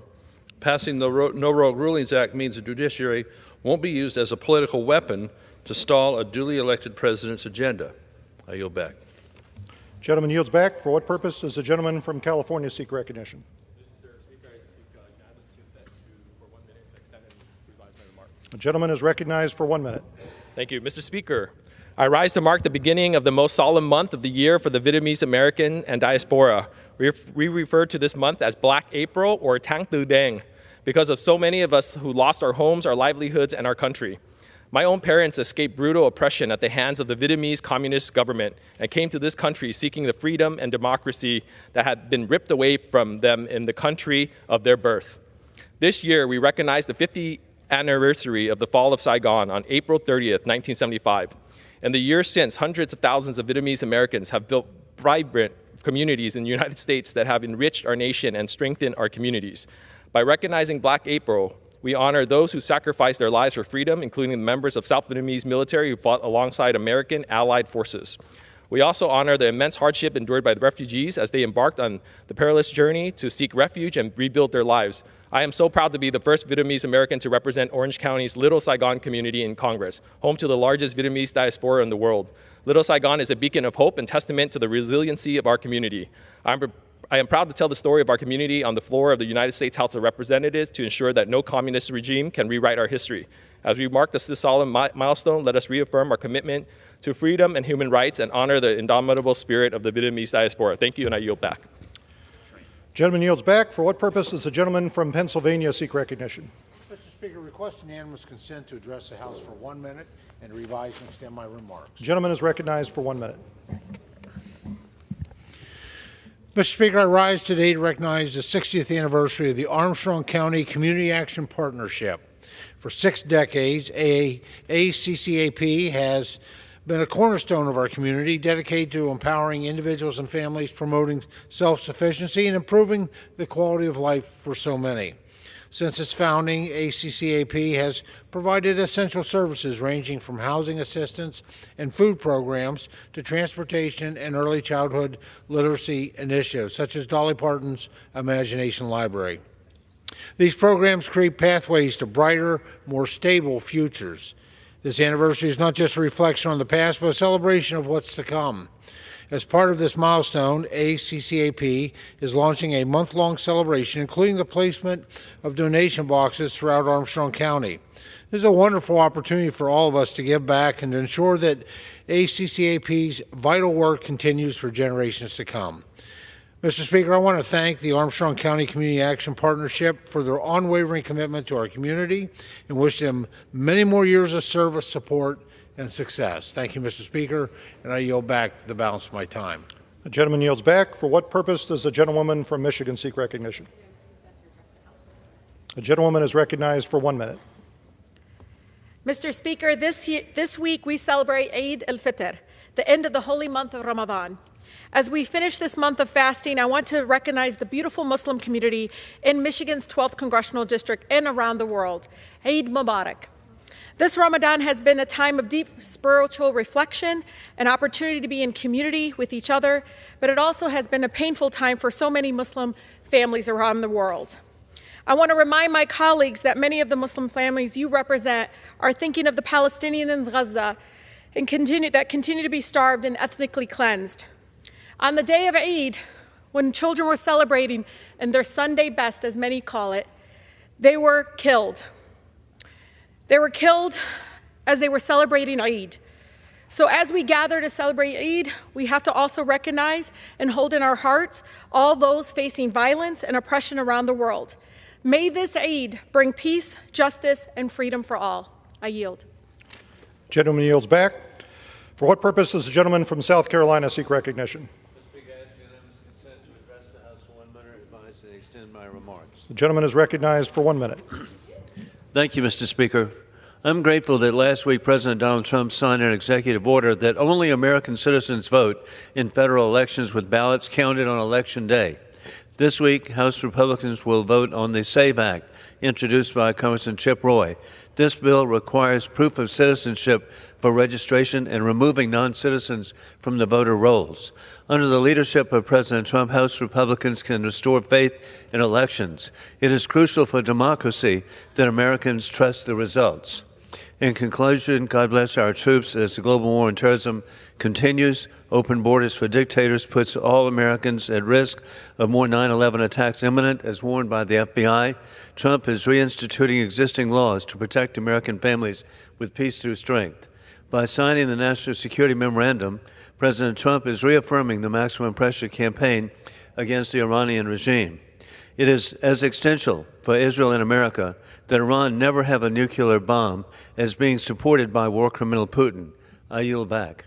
The gentleman yields back. For what purpose does the gentleman from Massachusetts seek recognition? I'd like to address the House for 1 minute and revise and extend my remarks. The gentleman is recognized for 1 minute.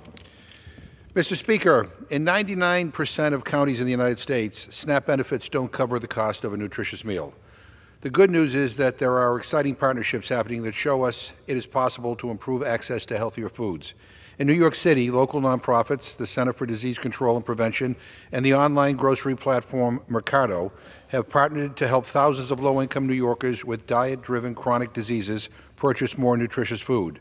The United Way of New York City is anchoring one produce prescription project, Connect to Food, that provides hungry people with $80 per month to purchase fresh fruits and vegetables.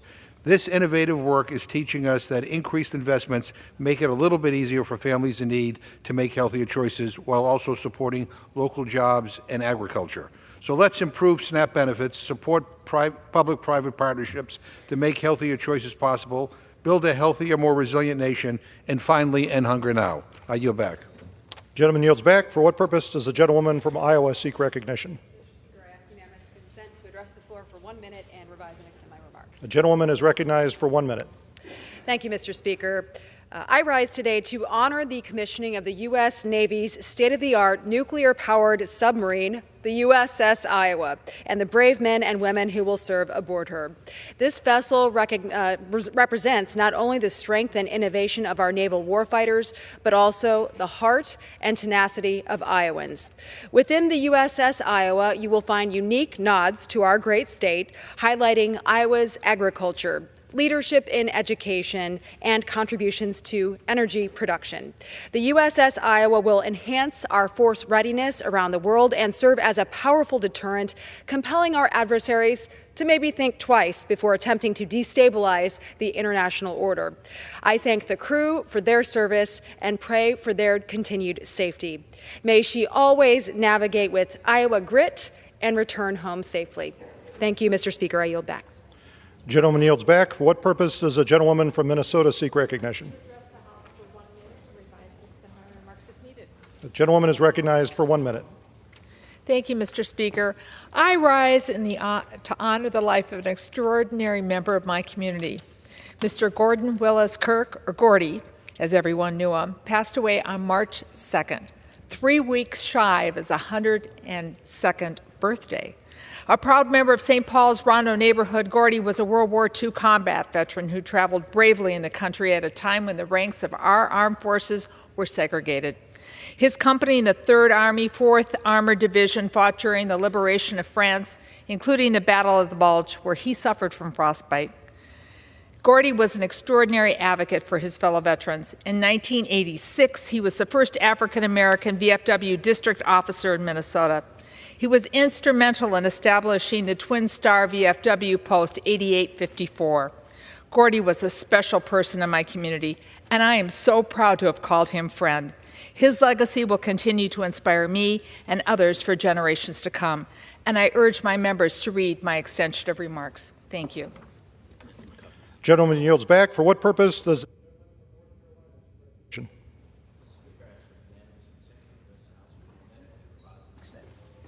Gentleman is recognized for 1 minute.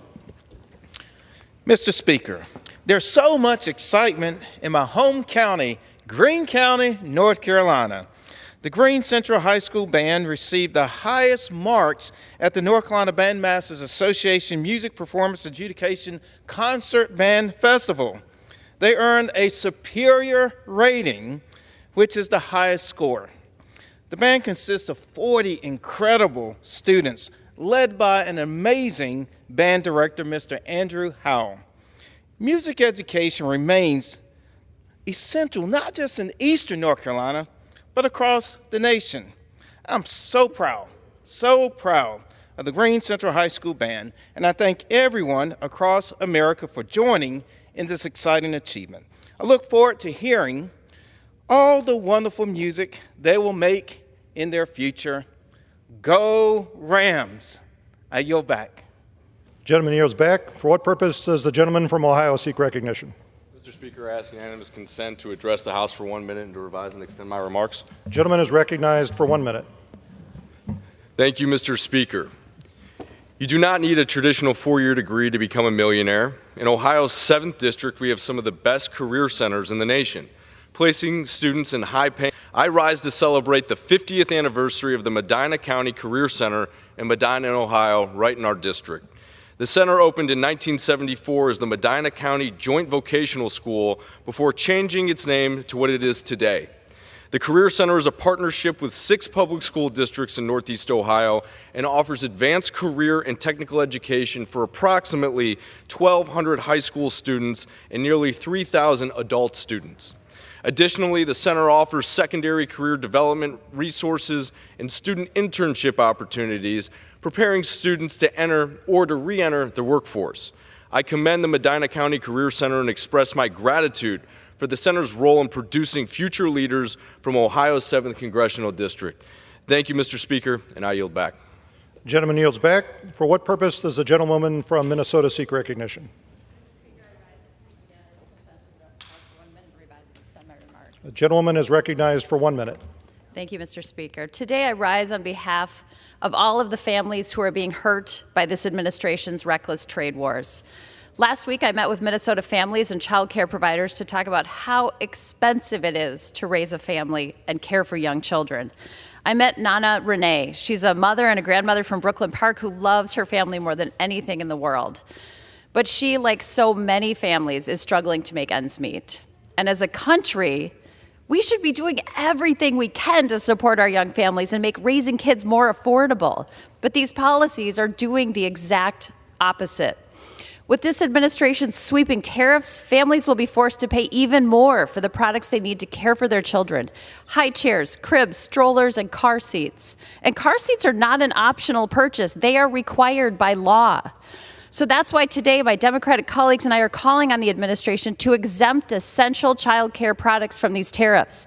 And I challenge my colleagues on the other side of the aisle to stand up for families and join us in this call, because families should not have to foot the bill for these reckless trade wars. Thank you, Mr. Speaker. I yield. Gentlewoman's time has expired. For what purpose does the gentlewoman from New Mexico seek recognition?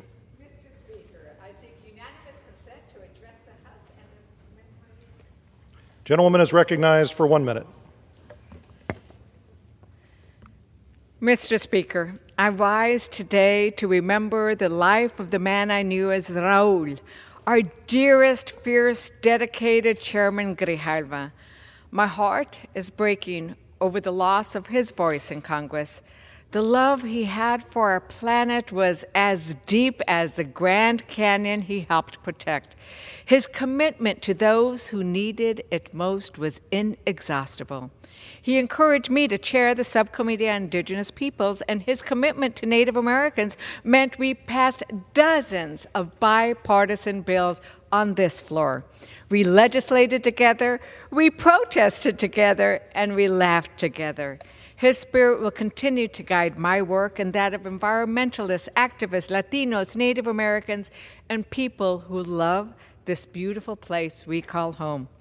Que descansen en paz, con el amor de un pueblo agradecido. May you rest in peace with the love of a grateful people. I yield back. Gentlewoman yields back. I miss him too. For what purpose does the gentlewoman from New York seek recognition? To revise and extend my remarks. The gentlewoman is recognized for 1 minute. Thank you, Mr. Speaker. I have the privilege of representing thousands of 9/11 first responders and survivors who live in New York's 4th Congressional District. For years, they've fought to get access to the health care that they desperately need and unquestionably deserve. They've traveled to Washington countless times, even those that are sick and dying, to urge Congress to pass a permanent funding fix for the World Trade Center health program. These heroes who saw us through one of the darkest days in our nation's history have spent 2 decades begging Congress to act. No one in the 9/11 community should ever have to worry about accessing the health care that they require. I was outraged to see this funding excluded from the year-long spending bill that was just passed earlier this month. Our first responders and survivors can't wait for action. I'm proud to help lead the 9/11 Responder Survivor Health Funding Correction Act alongside a bipartisan group of my colleagues to right this wrong. Our nation promised to never forget, but every delay in funding tells the 9/11 community something different. It's time to act. Thank you, Mr. Speaker. I yield back. Gentlewoman's time has expired. For what purpose does the gentleman from Virginia seek recognition? Mr. Speaker, by the direction of the Committee on Rules, I call up House Resolution 282 and ask for its immediate consideration. The clerk will report the resolution. House Calendar Number 14, House Resolution 282. Resolved, that upon adoption of this resolution, it shall be in order to consider in the House the joint resolution, Senate Joint Resolution 18, disapproving the rule submitted by the Bureau of Consumer Financial Protection relating to overdraft lending, very large financial institutions.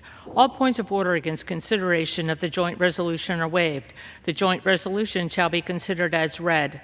All points of order against provisions in the joint resolution are waived. The previous question shall be considered as ordered on the joint resolution and on any amendment thereto to final passage without intervening motion except one. 1 hour of debate equally divided and controlled by the chair and ranking minority member of the Committee on Financial Services or their respective designees, and 2, 1 motion to commit. Section 2. Upon adoption of this resolution, it shall be in order to consider in the House the joint resolution, Senate Joint Resolution 28, disapproving the rule submitted by the Bureau of Consumer Financial Protection relating to defining larger participants of a market for general use digital consumer payment applications. All points of order against consideration of the joint resolution are waived. The joint resolution shall be considered as read. All points of order against provisions in the joint resolution are waived. The previous question shall be considered as ordered on the joint resolution and on any amendment thereto to final passage without intervening motion except one. 1 hour of debate equally divided and controlled by the chair and ranking minority member of the Committee on Financial Services or their respective designees, and 2, 1 motion to commit. Section 3. Upon adoption of this resolution, it shall be in order to consider in the House the bill H.R. 1526 to amend Title 28 United States Code to limit the authority of the district courts to provide injunctive relief and for other purposes. All points of order against consideration of the bill are waived.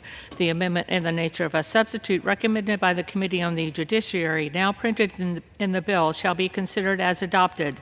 The bill as amended shall be considered as read. All points of order against provisions in the bill as amended are waived. The previous question shall be considered as ordered on the bill as amended and on any further amendment thereto to final passage without intervening motion except one.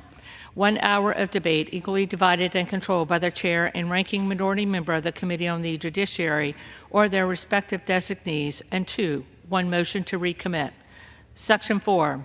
Upon adoption of this resolution, it shall be in order to consider in the House the bill H.R. 22 to amend the National Voter Registration Act of 1993 to require proof of United States citizenship to register an individual to vote in elections for federal office and for other purposes.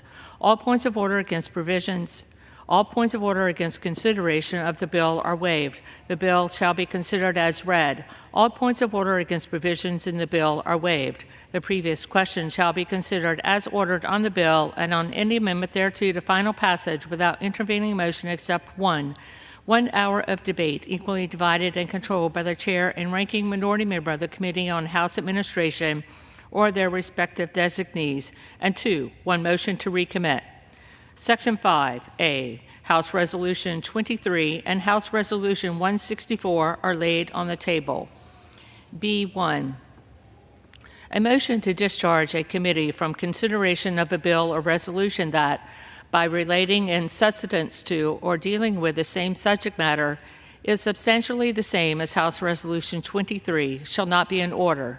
B2, a motion to discharge the Committee on Rules from consideration of a resolution providing a special order of business for consideration of a bill or resolution that, by relating in substance to or dealing with the same subject matter, is substantially the same as House Resolution 23, shall not be in order. C, a motion to discharge on the calendar of motions to discharge committees that is rendered out of order pursuant to subsection B, shall be stricken from the calendar. The gentleman from Virginia is recognized for 1 hour on the resolution. Mr. Speaker, for the purposes of debate only on this rule, I yield the customary 30 minutes to the gentleman from Massachusetts, pending which I yield myself such time as I may consume. During consideration of this resolution, all time yielded is for the purpose of debate on the rule only. Mr. Speaker, I ask unanimous consent that all members have 5 legislative days in which to revise and extend their remarks. Without objection. The Rules Committee met and reported out a rule providing for consideration of 4 measures. S.J. Res. 18, disapproving the rules submitted by the Bureau of Consumer Financial Protection relating to overdraft lending, very large financial institutions. S.J. Res. 28, disapproving of the rules submitted to the Bureau of Consumer Financial Protection relating to defining larger participants of a market for general use digital consumer payment applications. H.R. 1526, the No Rogue Rulings Act of 2025, and H.R. 22, the Safeguard American Voter Eligibility Act. House Resolution 282 provides for consideration of S.J. Res. 18 and S.J. Res. 28, both under closed rules, within 1 hour of general debate each, equally divided and controlled by the chair and ranking minority member of the Committee on Financial Services or the respective designees, and provides each one a motion to commit. The rule further provides for consideration of H.R. 1526.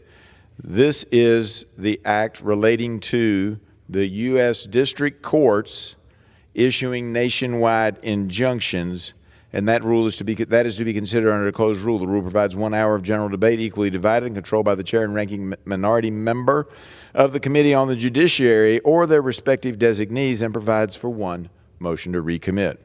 The rule further provides for consideration of H.R. 22, the Safeguard America Voter Eligibility Act, under a closed rule. The rule provides 1 hour of general debate, equally divided and controlled by the chair and ranking minority member of the Committee on House Administration or their respective designees, and provides 1 motion to recommit. Finally, the rule provides that House Resolution 23 and House Resolution 164 are laid on the table.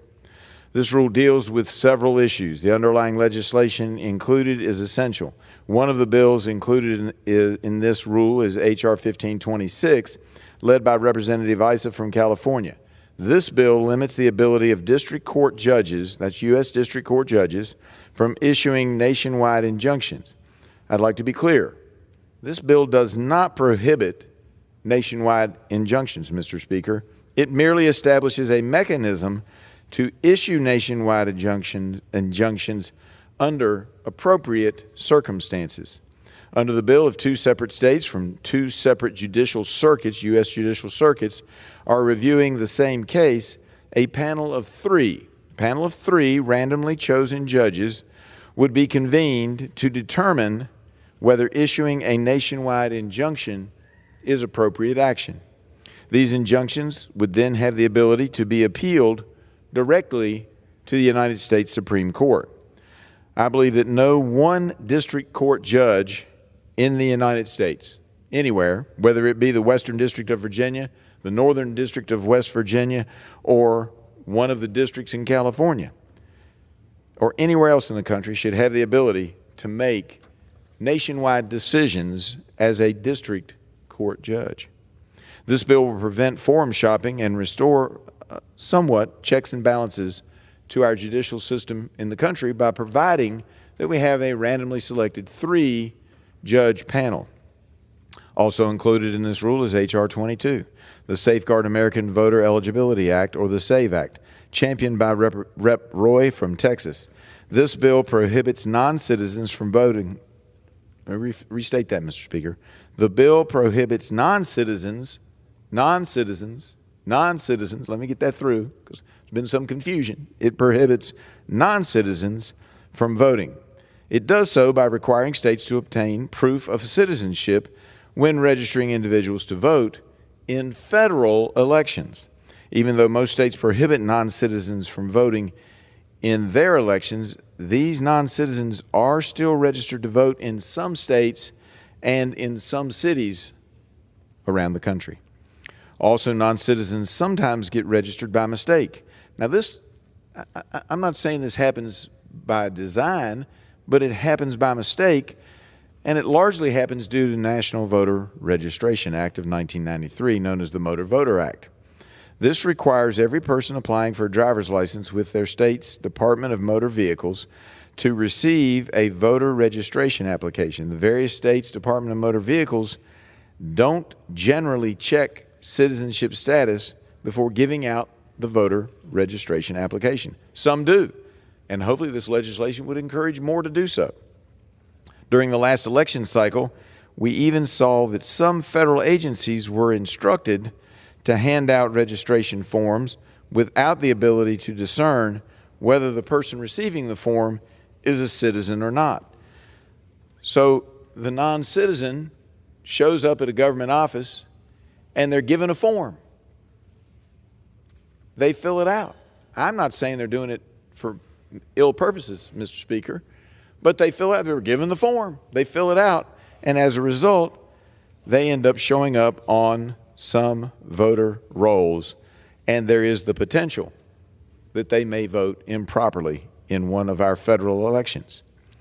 Last Congress, then West Virginia Secretary of State Mac Warner testified before a House Administration Committee hearing to discuss his efforts to protect West Virginia elections. His state has removed 400,000 names from voter registration rolls and implemented voter ID requirements. This bill attempts to fix the various loopholes and ensure that only eligible United States citizens are voting in our country's federal elections. Now, you know I keep saying federal elections. If a local government wants to have folks who are not citizens voting, that's their right. Same thing with the various states. So it can happen out there if that's what they want, but in the federal elections, that's where Congress gets into the act.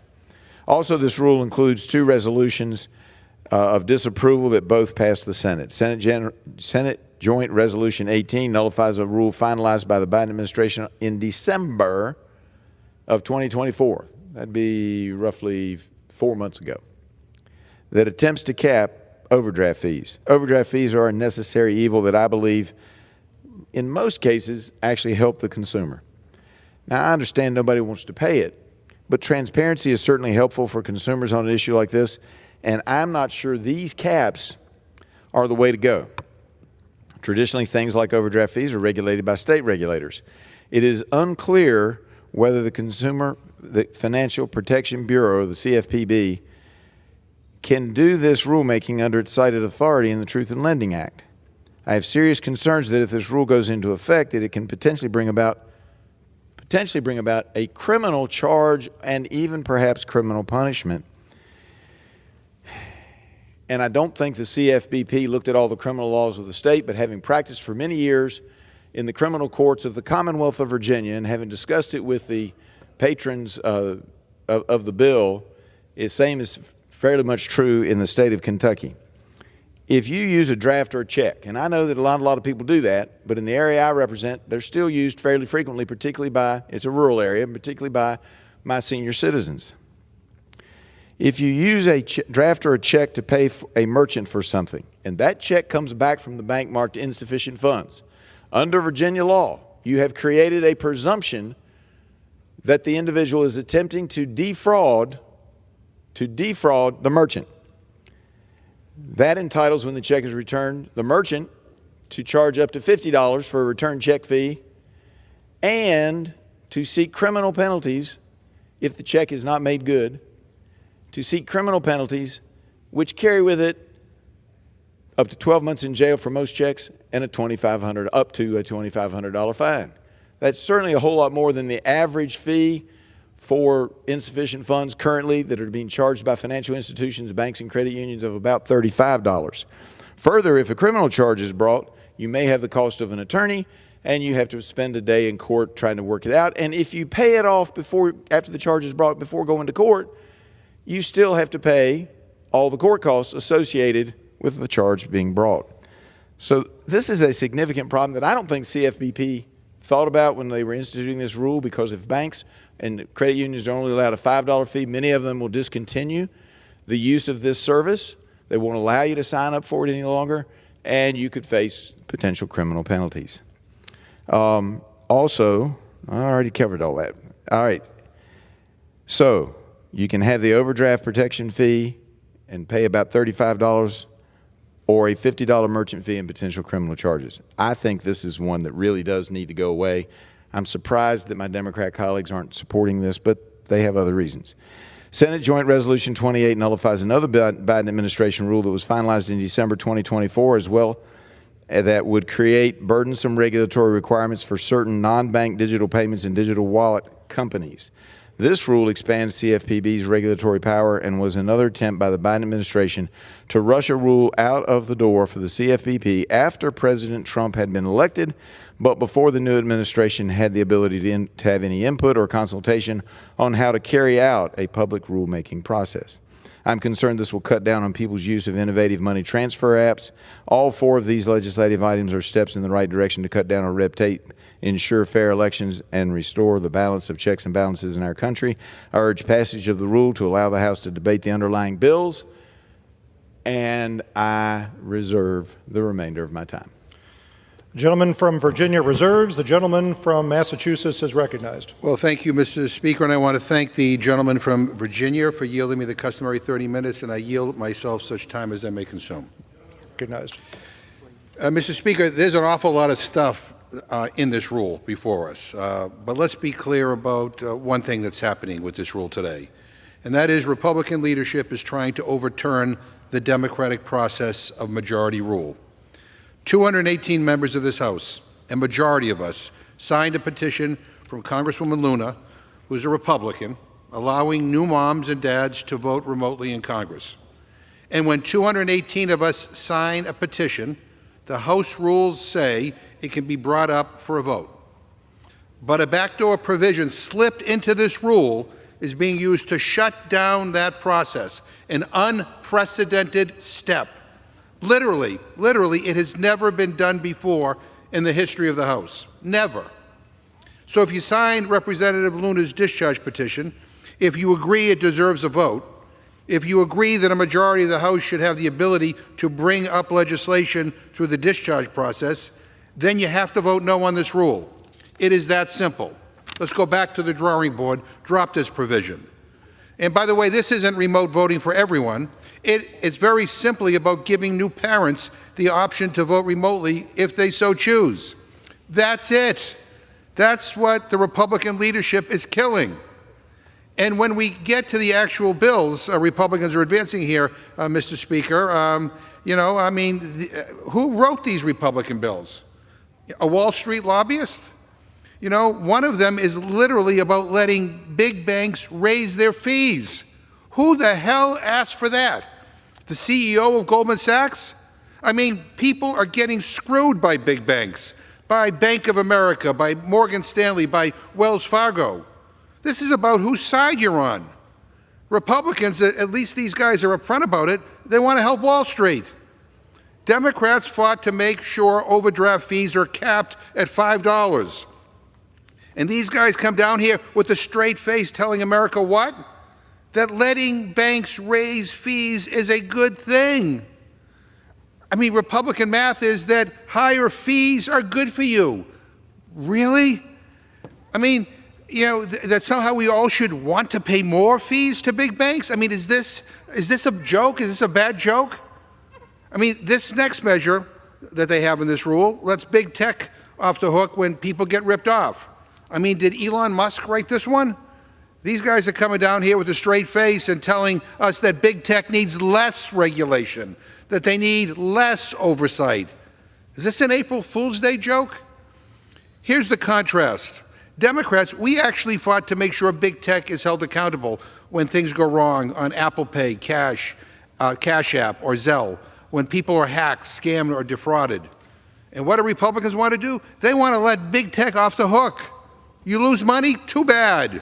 Your data gets sold? Too bad. Whose side are Republicans on? I'll tell you this, not yours. Maybe for April Fool's Day, they could really change things up and actually stand up for working people. I mean, there's a crazy idea. But we have another bill to block nationwide injunctions when the government breaks the law. Here's a better idea. Why don't Republicans call up Donald Trump and tell him to stop breaking the law? What an idea. And of course, it's a day that ends in Y, so Republicans are bringing to the floor a bill to take away people's voting rights. Get this, if you're a woman who changed her name after marriage, you will now need a certified birth certificate. But if your name is different than on that birth certificate, you're going to have to come up with a whole bunch more documentation. Some of it will be costly. I mean, only Republicans would think, voter disenfranchisement is somehow a good idea. But this is all about making it more difficult for American citizens to vote. That's the real fraud. I mean, Donald Trump actually had a commission on voter fraud, and he disbanded it because he couldn't find any. Republicans are defrauding American voters by making it more difficult to register. I mean, this stuff is right out of the authoritarian playbook, straight from China, Russia, or Iran. Republicans are acting like they are above the law, putting the rich and powerful first, undermining an independent judiciary, undermining the right to vote. This is the road to authoritarianism, Mr. Speaker. Republicans are putting us in the fast lane to a dictatorship. And you can be damn sure that I'm not going to be silent, and people on this side are not going to be silent. I'm going to fight against these bills. I'm going to fight to protect and uphold our democracy. And I urge my colleagues here, both Democrats and Republicans, to vote no. To vote no on this rule, and with that, I reserve my time. Gentleman from Massachusetts reserves. The gentleman from Virginia is recognized. Mr. Speaker, I yield 2 minutes to Ms. Luna of Florida for such comments as she may make. The gentleman from Florida is recognized for 2 minutes. Thank you, Mr. Speaker. I rise in opposition to this rule. As many of you might know, for over 2 years now, I've been championing the cause to allow new female members of Congress the right to vote. Some of the American people might be surprised that if you are a female member and you have a child that you can't vote, which means that you can't execute your constitutional authority. For almost 2 years now in this cause, I've met with leadership and I've exhausted all tools in my legislative toolkit to be able to bring this to the floor. As I was met with much opposition, I finally used the last tool that I had at my disposal, which was something known as a discharge petition, where I collected 218 signatures and expanded the ability to vote while recovering from childbirth, not just to mothers, but also to young fathers in our governing body. Now leadership, because of the fact that they don't like that I was successful at this, is now trying to change the rules. But I want to talk about how fundamentally dangerous this rule change is. As of right now, they've slipped language into this rule, and we'll get to what they attached the rule to in a second, that would permanently kill any ability for new members of Congress to be able to bring this up and allow those members, if they just had a child, to be able to vote. That's dangerous because of the fact that, A, not only, if I'm arguing this from a Republican standpoint, that we have a very slim majority, but also to think about the message that that sends allowing female members to be able to vote. In addition to that, I'd also like to add that for a while we've had the majority and we've had the ability to bring legislation to the floor on election integrity and also to call out rogue judges. And yet they chose at this point in time to tie this discharge petition killer to this rule that would also permanently paint me and the members supporting it, and I would like to also share that I'm one of the most conservative members of this body. I'd like to hold up my voting record to anyone else as not just being anti-election integrity, but also enabling a position that I don't typically agree with. That in itself, I would say in this entire process has been the most disappointing, especially from among my party. But I would also ask my colleagues to remember, up until 1916, female representation was not a common thing in Washington, D.C. I will use the gentlelady an additional 30 seconds.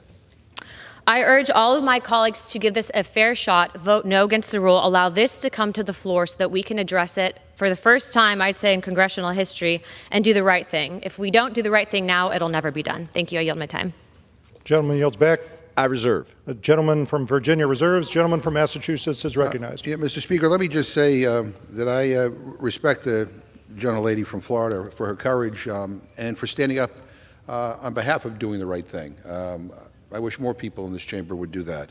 I'd like to yield 2.5 minutes to the gentlewoman from Colorado, the author of the parental proxy resolution that is trying to be killed by today's rule, and a new mom herself, Ms. Pedersen. Gentlewoman from Colorado is recognized for 2.5 minutes. Thank you to my friend for yielding. And Mr. Speaker, I rise today in strong opposition to this rule, which restricts moms and dads from doing their jobs after welcoming a new child.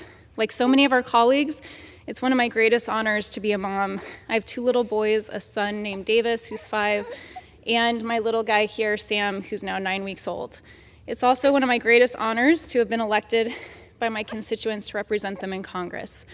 And I can tell you, after being a mom here and being only the 13th member to have ever given birth while serving in Congress, voting member, I can tell you we have a long ways to go to make this place accessible for young families like mine. When I was pregnant, I couldn't fly towards the end of my due date because it was unsafe for Sam, and you're unable to board a plane. And I was unable to actually have my vote represented here and my constituents represented. After giving birth, I was faced with an impossible decision.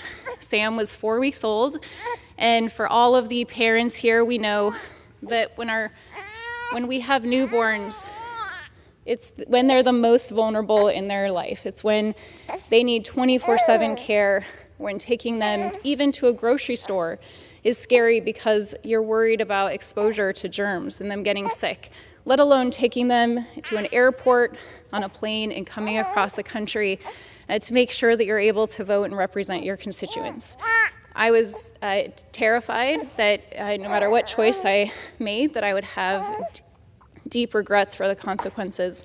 So Sam and I made the trip out, and this is our third time now coming to the floor for this vote. I want to thank all the people who have stood by us. I want to thank Representative Luna for being such a champion on this issue. And while Sam is the best baby, I apologize for the noises here, but I want to thank Representative Luna for being such a champion on this issue, alongside the rest of my colleagues who have led this charge and supported us in our efforts to pass this resolution. When I hear from members about their stories, whether they're a mom or a dad doing this job, having a newborn who's in the NICU and having to make the choice of whether or not to leave their child or come here to vote, it is unfathomable that in 2025 we have not modernized Congress to address these very unique challenges that members face, these life events where our voices should still be heard, our constituents should still be represented. 1 minute. 1 minute, the gentlewoman from Colorado. Gentlewoman is recognized. And so we are asking you, first of all, thank you for signing our discharge petition. But we're asking you to continue to stand with us because no mom or dad should be in the position that I was in and so many parents have found themselves in. It is anti-woman, it's anti-family, and we need to come together to make sure that we kill this rule and have the opportunity to pass this resolution to make sure that new parents have the ability to continue to represent their constituents. And with that, I yield back. Gentleman yields back. Gentleman from Massachusetts reserves. I reserve, yeah. Gentleman from Virginia is recognized. Mr. Speaker, the gentlelady apologized for the noises on the floor. I love the noises and greatly appreciate having babies around. With that, I yield 4 minutes to Ms. Fox from North Carolina. Gentlewoman is recognized for 4 minutes. Thank you, Mr. Speaker. I'd like to associate myself with the gentleman from Virginia in supporting this important rule. The rule would ensure the debate of important common sense legislation. This includes additional CRAs to protect consumer choice and the ability of American businesses to continue to innovate. It also provides for the consideration of the SAVE Act, legislation that fixes a broken provision of law by closing the loopholes that allow non-citizen voter registration and to enhance election security, minimizes the risk of foreign interference in U.S. elections, and restores Americans' confidence in U.S. elections. It also includes important legislation by Mr. Issa to provide for a common-sense approach in limiting the exponential spread of nationwide injunctions. These nationwide injunctions, when combined with forum shopping by activists, is circumventing the will of the public by turning courts into public policy determinants, completely upending our constitutional framework. And I'd like to briefly echo my earlier remarks at the Rules Committee this morning. I'm proud to support the provision in the rule that safeguards this chamber from a take-it-or-leave-it non-amenable approach to authorize proxy voting. According to the Merriam-Webster Dictionary, Congress is defined as, quote, act of coming together and meeting. I've never voted by proxy because I believe it undermines the fabric of that sacred act of convening. I know there's a new laptop class in America that seems to operate increasingly in a virtual space, but that's simply not a fact of life for most American workers, and I believe Congress should live by that standard. Our nation's construction workers can't build by proxy. Our nation's police can't keep the streets safe by proxy. Teachers can't educate our students through the act of prophecy.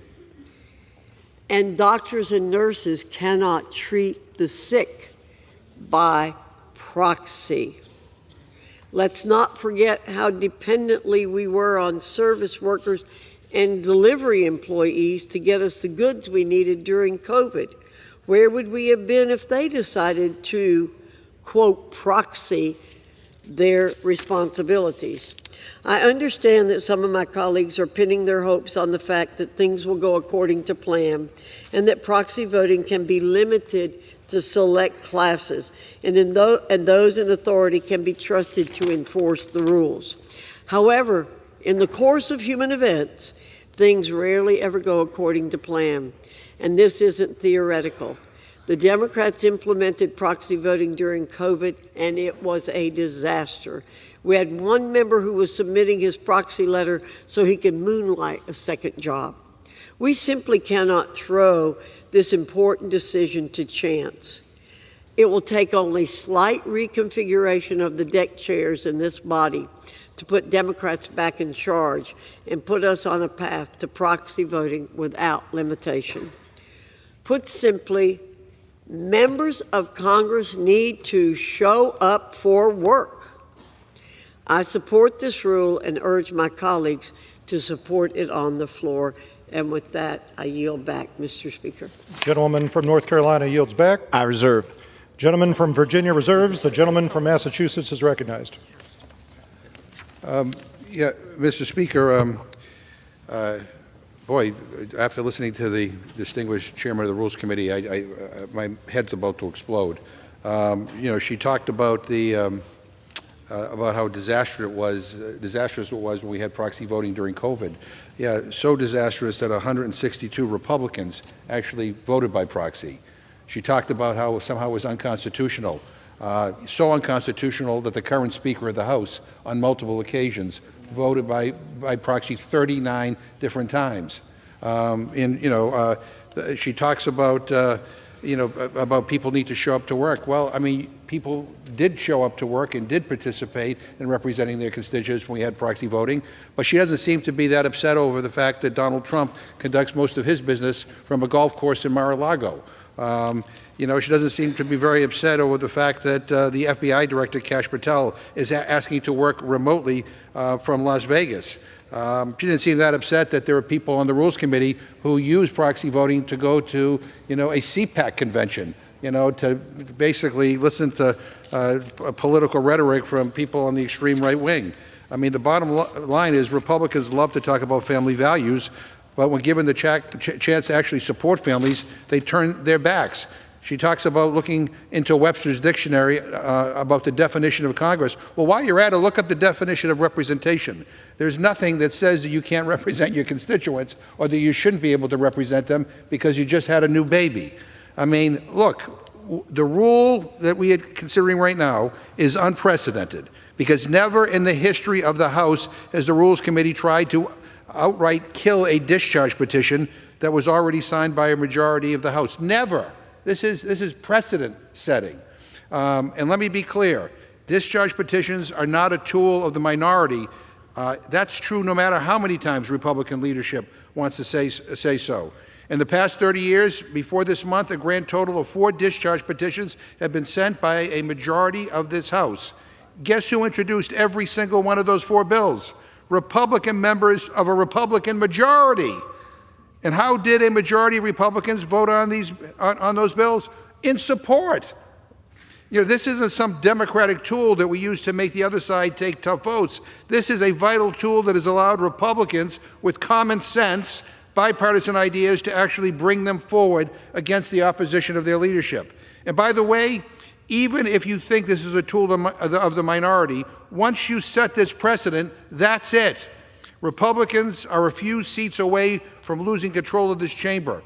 And you might see this debate a lot differently in hindsight.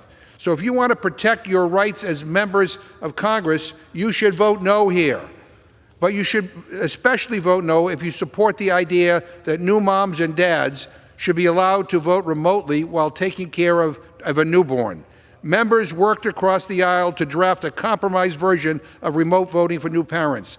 A bipartisan majority of this House signed a petition to bring this to the floor. And Congressman Luna followed the rules that you set. The same rules that were in place when I was chair of this committee, the same basic rules that have been in place for 100 years. And a majority of this Congress supports the Luna-Pedersen rule to allow new parents to vote remotely because it is common sense and because this is 2025, not 1925. Members who stand with new parents and young families, members who recognize we live in a modern world and don't show up to work on a horse and buggy, members who believe in the democratic process, you know, things like majority rule, what a radical idea, must defeat this anti-family, anti-democratic power grab of a resolution. So if you sign this discharge petition, you need to vote no on this rule. If you think it's important for individual members to have any ability to move common sense, bipartisan ideas forward, you need to vote no on this rule. A no vote is the only vote that lets that happen. Congressman Luna convinced the majority in this House to support her idea. She deserves to get an up or down vote. And with that, I yield 2 minutes to the gentlewoman from New Mexico, distinguished member of the Rules Committee, Ms. Ledra Fernandez. The gentleman from New Mexico is recognized for 2 minutes. Mr. Speaker, Republicans are rigging the system to silence your vote and silence your power. If you're a woman, a rural voter, an active duty military member, or a tribal member, the SAVE Act will cost you more time, more money, and maybe your right to vote, period. Under the SAVE Act, if your birth certificate does not match your voter registration, you'll have to pay to get a passport or jump through even more hoops to register to vote. All of you married women out there, that's you. The SAVE Act also requires you to show up in person to present your documents. Military members overseas can't do that, and rural voters may have to drive 2 hours if you're in Representative Siscomano's district, and maybe more in other Republican and rural districts. That's a lot of gas money and lots of work that you've lost. Republicans rejected my amendments to fix those 2 problems, but they don't like an easy fix. No. Everything under Trump and Republicans is getting more expensive, even the right to vote.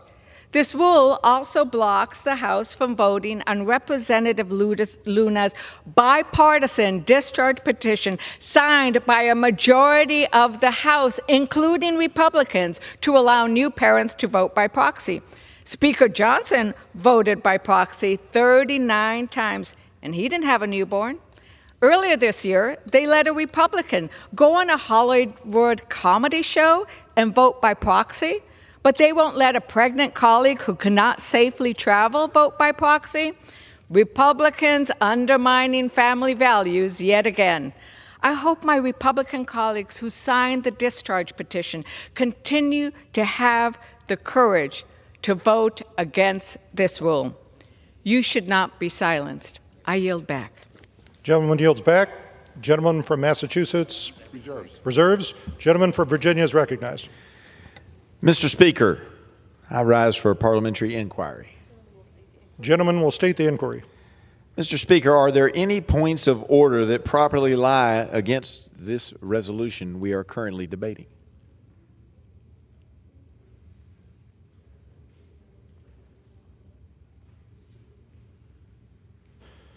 Is the gentleman inquiring about the rule which he is managing? That is correct. The chair will not interpret the pending measure. All right. I appreciate that. Thank you, Mr. Speaker. I will say to the folks that the reason I raised that question No, it's fine. I got it. I got it. I raised that issue because what we have in this rule is really just a different form of the classic motion to lay on the table or to postpone indefinitely. Now, I understand that you have to go back to Jefferson's manual and old practices to figure that out, but that's in essence what this rule does in relationship to the resolutions that have been discussed being laid on the table and not being brought up. Let me talk about proxies for a minute, if I might. I have always been opposed to proxy voting. I would say to my colleagues, both on the other side of the aisle and my side of the aisle, that if I were to ever break that feeling that it's not the right way to run this body, this might be the one that would tempt me, but we can't. And even though we're looking now at a certain class that we're all sympathetic, moms and babies and new dads, there are already discussions underway for expanding that. Now that this has started to be discussed, there's all kinds of discussions around Capitol Hill about other things that should be granted the ability to proxy vote. And so I believe that if you agree with me, you shouldn't proxy vote. This is an appropriate technique under the rules of this House to allow us to, in essence, lay the issue of proxy voting on the table. And I've heard people say, well, these folks follow the rules, but this is also a component of the rules. And oftentimes, you have a clash of the rules. So I just say, let's quit making it sound like it's some kind of a nefarious thing. I don't agree with proxy voting. I didn't vote proxy voting when it was allowed. I didn't vote anybody else by proxy when it was allowed. I have always been opposed to it. I think it's bad for the republic. Long term, individuals may have differences of opinion, individuals may disagree, individuals may have circumstances that cry out to us that say, well, shouldn't we allow it in this case? But I think it's bad for the republic to go down that path. And just because others have done it, and they did it when it was legal or proper under the rules, and because some have had inappropriate behavior and done it when it wasn't supposed to be done, does not mean that we should change the ruling or the rules of this House to allow it. I was sitting here thinking, and we have all kinds of rules, rules of the road, etc. And just because not everybody stops at a stop sign or not everybody stops at a red light means that we should suddenly change the law and say you don't have to stop. And that is the circumstance that I think that we're in currently. And with that, I reserve. Gentleman from Virginia reserves. Gentleman from Massachusetts is recognized. Yeah, Mr. Speaker, I don't blame you for not being able to answer the gentleman from Virginia's question. I've been on the Rules Committee for a long time, and I quite frankly don't know what the hell he's talking about. None of us are saying that you can't change the rules here. We're just saying you shouldn't. And in the House of Representatives, I don't know, I thought the majority rules. I thought that was kind of an important standard that we all followed around here, but apparently not. Apparently, according to my Republicans who now are in charge, it's the minority that should rule. A minority of opinion who doesn't want to see things come to the floor can just block it and not even give people an opportunity to vote up or down. I think this is a very dangerous precedent, and I think you're going to regret that you are going down this road. And again, I hope that there are courageous people on the Republican side who will stand with Representative Luna and all of us and vote no on what you are doing right now. I now yield 1.5 minutes to the gentleman from California, Mr. Gomez. Gentleman from California is recognized for 1.5 minutes. Thank you, Mr. Chair. First, Speaker, I think Speaker Johnson doesn't get it. First, what he's trying to do regarding this rule is to kill a process that has been in place for a very, very long time and really undermine the majority will of this body. The American people want us to work together, and when we finally do, in a bipartisan way, the Speaker tries to use a procedural move to undo that. So I rise on behalf of the Dads Caucus in support of Representative Luna's, Representative Pedersen's proxy voting bill that will allow new parents to spend time, a limited time, 12 weeks with a newborn child, That is all we're asking. And the reason is it's not just about those new parents. It's also about making a Congress that's representative of the people in this country. Men and women who are starting a family, who are taking care of a new born child, those who are struggling to make ends meet, those who are struggling to figure out how are we going to take care of this new person that's living among us, to make sure that they have a healthy start in life. That's what this is about. And when we make this body more representative, when we make it easier for people to serve, then all of a sudden we will make decisions that are more representative of our country. So we rise to ask for a rejection and a vote no on the rule, because this is about a democracy that truly represents working men and women and their kids. I reserve. Gentleman from Massachusetts reserves. Gentleman from Virginia is recognized. Mr. Speaker, I recognize my friend from Texas, Mr. Roy, for 4 minutes. Gentleman from Texas is recognized for 4 minutes. I thank my friend from Virginia.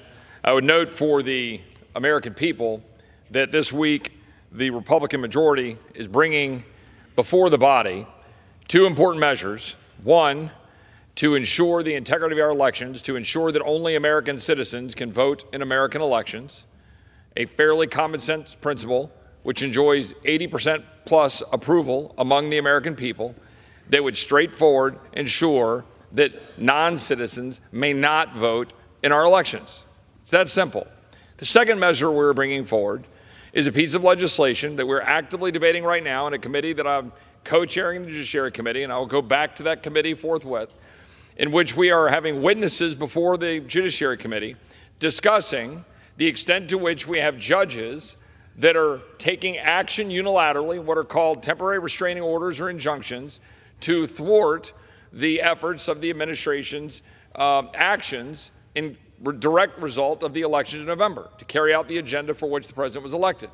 Now, this is a bipartisan problem that has been something where you have judges that will act unilaterally as a single district judge. And the question is, what do we do about it? We've had Democrats that have said we should change it. We've had Republicans that said we should change it. Well, we're trying to change it. We're trying to say that a judge can take action on the parties before them, but nothing more. And then have that go up through another procedure, and then allow if an appellate panel or a 3-judge panel or the Supreme Court fast tracks, they decide there should be an injunction, there can be. So let me put this in plain speak for the American people. We're putting measures on the floor to ensure that only American citizens vote in American elections, and to ensure that judges don't make the policy for America, that the elected leaders do, whether it's the executive branch president or the members of Congress, and that there would be a process to ensure that the Constitution, the laws of the land are being protected. That's what this majority body is putting forward. And we can listen all day long about what we're hearing today regarding proxy voting. The American people that I know and represent and talk to expect us to show up. Right now across this country, Americans are showing up to work. They're going in and they're doing their plumbing work. They're electricians showing up to work. They're builders. They're standing out in the sun. They're picking crops. They're working hard. They don't get to take a pass. They don't get to not show up. But we were elected to represent 750,000 Americans each. We are elected under the Constitution of the United States, and we are supposed to show up in Congress. It's what it means. We're supposed to be here. It's why the institution exists. It's why this floor exists. And there have been countless reasons why there would be cause for us to want to allow members to have some sort of flexibility. People who are sick, our friend Steve Scalise, who was shot. He was shot, and he didn't ask for some special dispensation. He fought cancer, is still fighting cancer, and as the majority leader is standing here on this floor every day doing the job. New dads. I'm a dad. My daughter, my son, they asked me to show up to things. I missed my son's 4-H presentation last week. I missed my daughter's 4-H this last week. I've missed countless family engagements. My wife carries the burden of making sure our family can function back home in Texas. But you know what? I signed up for the job. That's what I did. I signed up for the job. And when you let this happen, it will not just happen for mothers or fathers. It will be for everybody. And then we'll have proxy voting where you will have pressures brought to bear that will fundamentally change this institution. No, we should not allow this to occur. No, we shouldn't have discharge petition brought to the floor, which does violence to the Constitution, does violence to the body, and does it with no ability to amend it, because the way the rule was drafted, there would be no amendments, no ability to debate it. We should stand. I yield the gentleman an additional 30 seconds. I appreciate my friend from Virginia. What we are doing on the floor today is right and proper under our rules. It is to say that we should have a full-throated debate on something that would fundamentally change the people's house. Nothing more, nothing less. And we should do that. This is something that's been debatable. It was debated by the founders. It was debated by them and rejected. It was debated and rejected in the Articles of Confederation. It was debated and rejected in the Constitution. And now we are staring at the result of having set aside tradition and precedent by embracing proxy voting during COVID. Now it's being trying to be expanded beyond that. We should not do that. And with that, I will yield back. Gentleman from Virginia reserves. Gentleman from Massachusetts is recognized. Yeah, Mr. Speaker, I just say to the gentleman who just spoke, just because you yell doesn't make your vote count more. It certainly doesn't make you right. I mean, Donald Trump literally works from a golf course, and my friends on the other side of the aisle don't say anything about it. But God forbid a pregnant mother be able to have her baby in the safety of her home and her community, and she votes by proxy, and somehow the republic will fall. I mean, give me a break. I mean, what the hell is wrong with you people? This is ridiculous. This is ridiculous. And this is coming from a group of people over there, many of them who voted by proxy during COVID, some of them multiple times. So I don't have any patience for this. I now yield 2 minutes to the gentlewoman from Texas, Ms. Johnson. Gentlewoman from Texas is recognized for 2 minutes. I want to thank the gentleman for yielding. Mr. Speaker, I rise in opposition today of the Republicans' Voter Suppression Act. This bill is not about election integrity. This is not about ensuring that citizens have only citizens vote. This is about making it impossible for people and new voters to vote. You know, this has played out in Texas and other jurisdictions across the country, but in 2021, Texas has led the nation in voter suppression, rejecting nearly 13% of mail-in ballots. 13% of ballots casted by rightful citizens of this country, people who are being disenfranchised for exercising their right to vote. And the Republicans are really using this patriotic chest-beating moment of voting in an attempt to make it difficult for people of color, for seniors, for veterans, with persons with disabilities to be able to go and cast their vote. I filed 3 amendments to make this bill better that were all rejected by the Republicans, one of which would have made it possible to provide your documentation of citizenship through online means, to register online.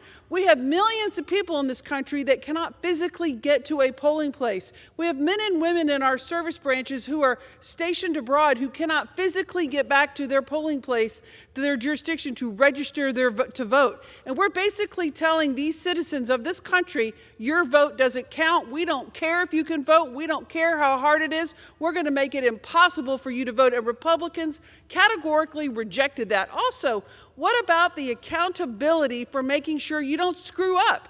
You don't tell a citizen of this country, you don't get to vote. Where's a right to cure? I filed an amendment that would have said if you were wrongfully denied the right to vote, you have 24 hours to get a hearing, to have a judge take a look at it so that you can prove that, hey, this election clerk got it wrong.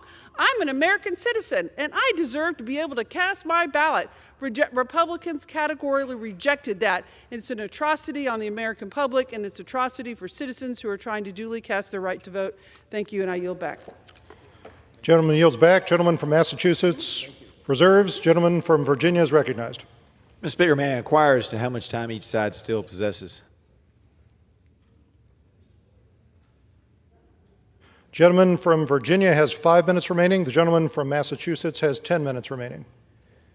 Thank you, Mr. Speaker. I reserve. Gentleman from Virginia reserves. Gentleman from Massachusetts is recognized. Mr. Speaker, if we defeat the previous question, I will offer an amendment to the rule to make and order Representative Dexter's amendment to the SAVE Act, which prevents the bill from taking effect within a state unless that state certifies that the implementation of the bill would not lead to disenfranchisement of eligible married women voters. I ask unanimous consent to insert the text of my amendment into the record along with any extraneous material immediately prior to the vote on the previous question. Without objection. And to discuss our proposal, I yield 2 minutes to the gentlewoman from Oregon, the sponsor of this legislation, Dr. Dexter. Gentlewoman from Oregon is recognized for 2 minutes. Thank you, Mr. Speaker, and thank you to my colleague for yielding and for his actions today. I rise today to speak on one of my 8 amendments to the SAVE Act, which will be offered as the previous question today. Let me be clear. The SAVE Act is an anti-woman voter suppression bill. Under the guise of election integrity, the SAVE Act would penalize millions of women just for taking their spouse's name, requiring them to present additional documentation that many women don't have the resources to obtain to exercise their constitutional right to vote. My amendment would prevent this bill from being implemented unless we get certification that it would not bar a single married woman in this country who is eligible to vote from the ballot box.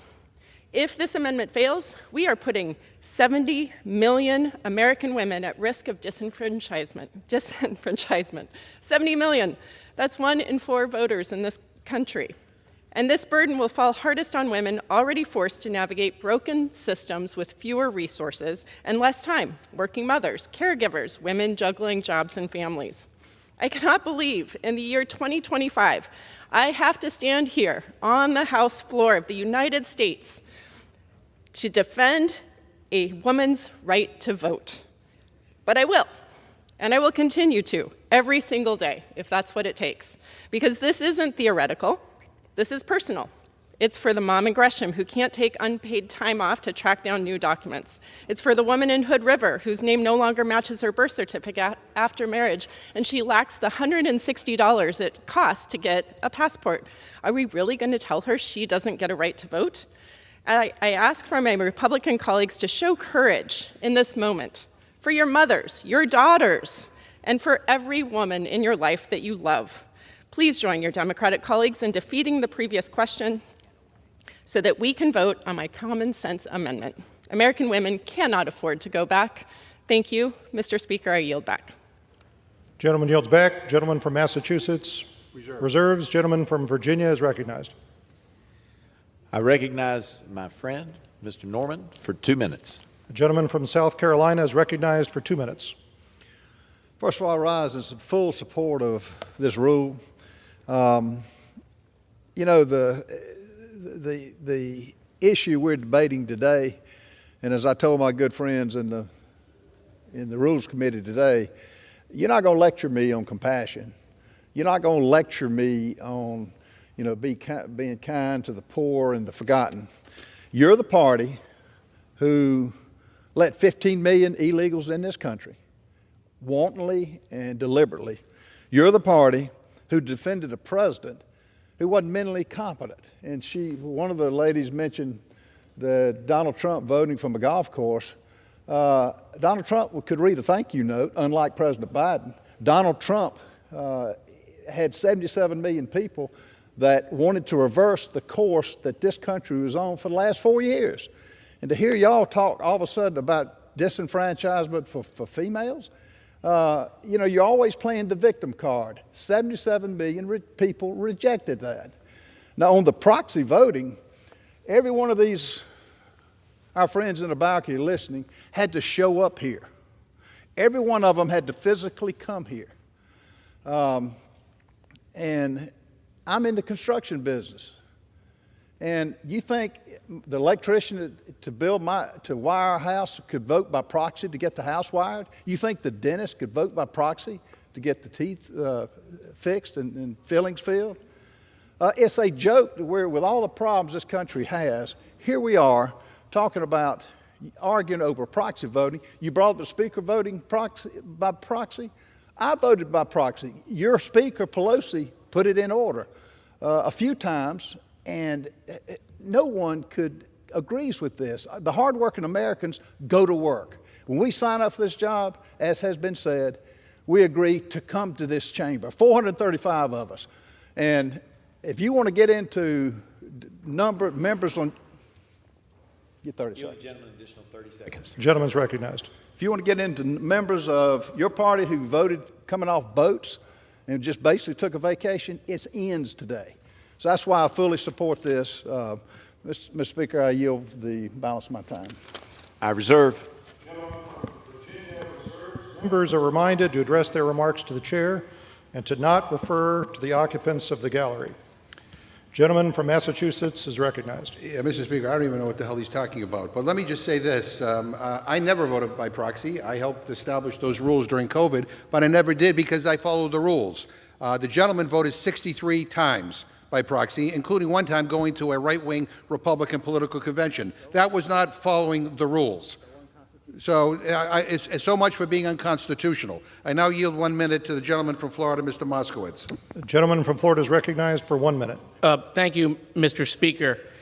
You know, the Speaker is a member of this body, of 435 of us, and the petition process exists so that the other 434 of us have a little bit of power. So that if there is an idea that we want to bring to the chamber, one person can't stop it. The petition process is about us. It's about the members. But people are feeling all sorts of kingly these days in D.C. You know, it's been reported leadership is bribing members to vote no. They can have their bills moved. They can get spots on committee. I mean, I don't understand. The Freedom Caucus just owns you guys. They just own the Republicans. I mean, the last time they took you hostage, they removed the speaker. I mean, literally, the Freedom Caucus could teach a clinic on speaker hostage taking, okay? If you don't like the bill, vote against it. Is the Freedom Caucus the only one with power? Is Chip Roy the only one that sits in these seats with power? You know, Representative Roy said... I yield 15 seconds, gentleman. Gentleman is recognized for 15 seconds. Point of order. Gentleman will state his point of order. Point of order. I believe the gentleman is referencing a member by name, and I don't believe that's proper. The representative from Texas, Mr. Speaker. There you go. Is that all right? All right. Does the gentleman withdraw his point of order? I do. Okay.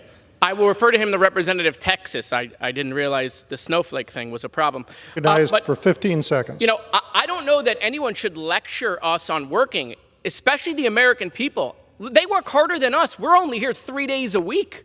I mean, you want to talk about working, you guys are not even showing up for your town halls. So I don't know that you should be lecturing us about working. Thank you, Mr. Speaker.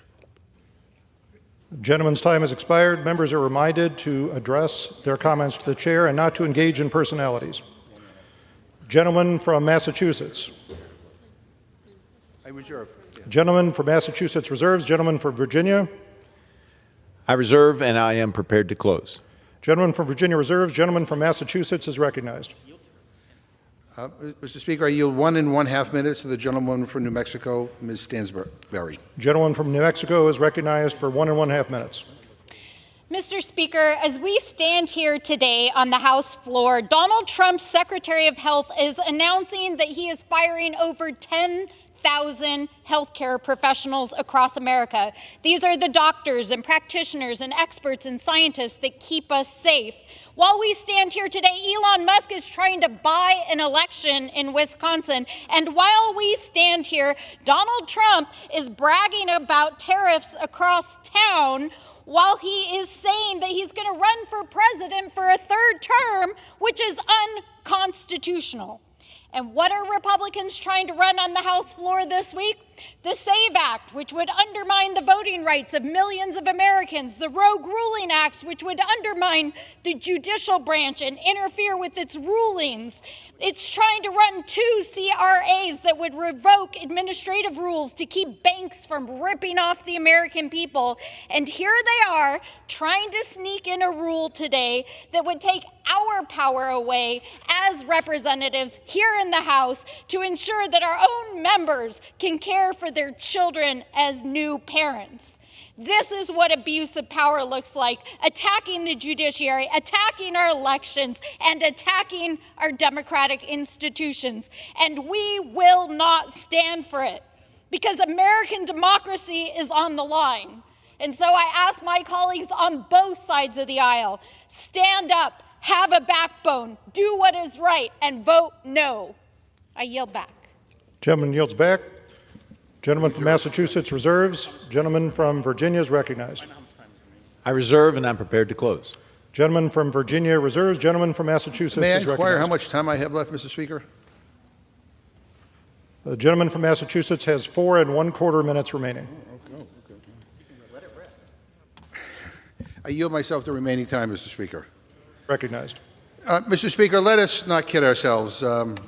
This isn't just about overdraft fees or mobile apps or voter registration requirements. This is about one political party, the Republican Party, which has made a deliberate choice to side with the rich and powerful over the people who they were elected to serve. Time and time again, Republicans have shown us exactly who they are. They're not interested in lifting up working families. They're interested in protecting greedy corporations. They're not interested in or worried about making life easier for everyday people. They're worried about making life easier for the rich and the powerful. The Republican vision for America is one where the rules don't apply to those at the top and the rest of us are left to fend for ourselves. That's very different from the Democratic vision for America, because Democrats believe real freedom means economic security.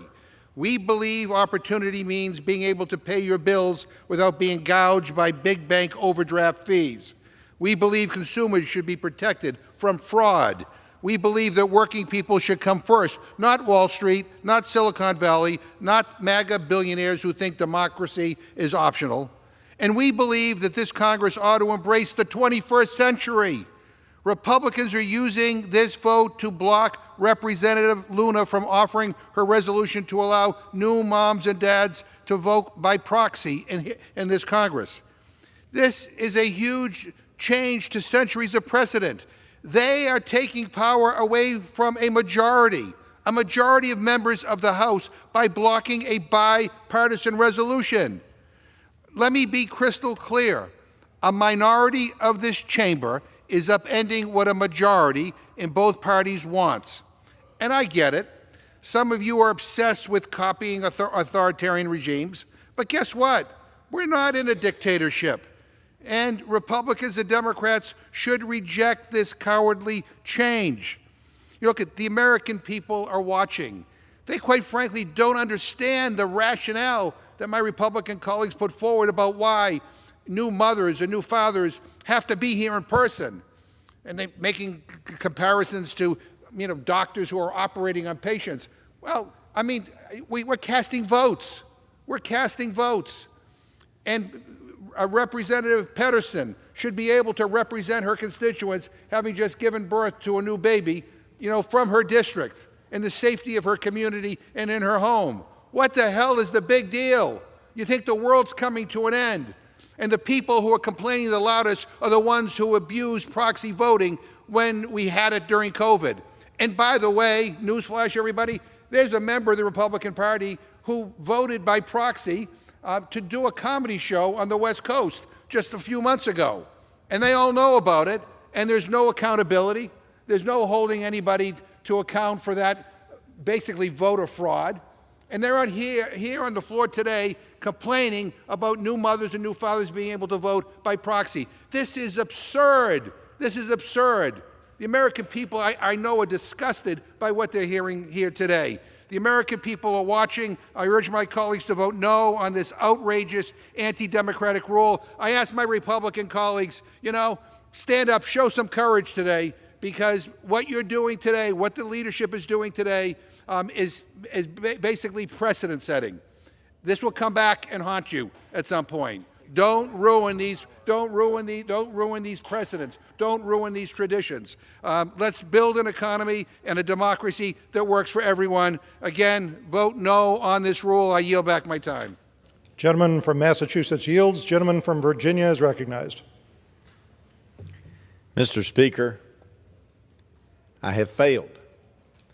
I thought I made it very clear that when I talk about overdraft fees, I'm talking about the little guy, because the CFPB's rule doesn't recognize the laws of the states that make it a crime, in some cases, to have an overdraft. It makes it so that the little guy is going to pay more CFPB didn't take that into consideration, in my opinion. They didn't understand that. And yet my colleague on the other side just talks about how somehow Republicans are only looking out for the big businesses. No, no.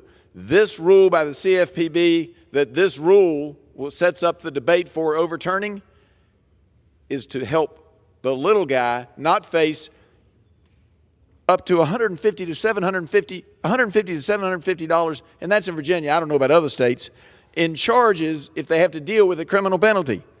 $50 from the merchant, and they're worrying about a $5 to a $35 fee, and yet they're not paying attention to the real harm. That said, we've heard lots of arguments on all the issues included in this rule, and so I think it's important that we pass it. I urge everyone to vote yes. And Mr. Speaker, I yield back the balance of my time and move the previous question on the resolution. Gentleman from Virginia yields. The question is on ordering the previous question on the resolution. Those in favor, so signify by saying aye. Those opposed say no. In the opinion of the chair, the ayes have it. Mr. Speaker. For what purpose does the gentleman from Massachusetts seek recognition? I ask for the yeas and nays. The yeas and nays are requested. Those favoring a vote by the yeas and nays will rise. A sufficient number having risen, the yeas and nays are ordered. Members will record their votes by electronic device. Pursuant to Clause 9 of Rule 20, this 15-minute vote on ordering the previous question will be followed by 5-minute votes on adoption of the resolution if ordered, and the motion to suspend the rules and pass H.R. 1491. This is a 15-minute vote.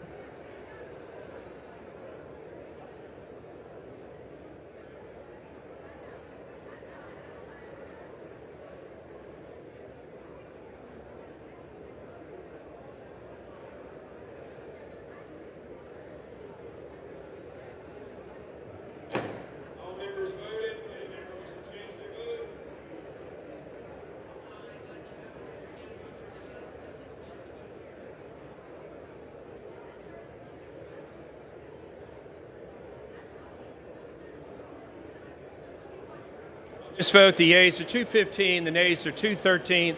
Previous question is not ordered. Is ordered. Gavel. Questions on the adoption resolution. Those in favor say aye. Those opposed say no. Opinion of the chair, the ayes have it. What purpose does the gentleman from Massachusetts I ask for a rise? recorded vote. Recorded vote is requested. Those favoring a recorded vote will rise. Sufficient number having arisen. Recorded vote is ordered. Members will record their vote by electronic device. This is a 5-minute vote.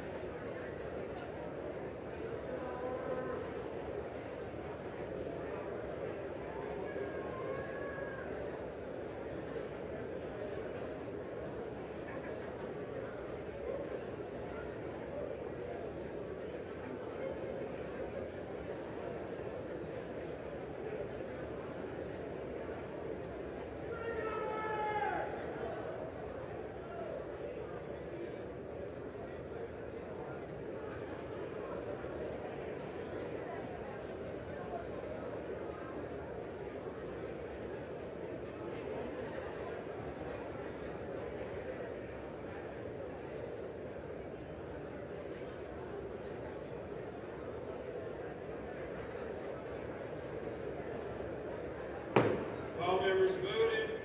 Any member wish to change their vote?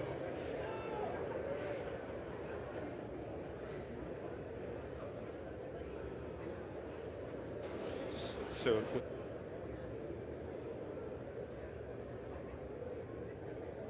on this vote, the yeas are 206, the nays are 222. The resolution is not adopted. Without objection, motion to reconsider laid upon the table.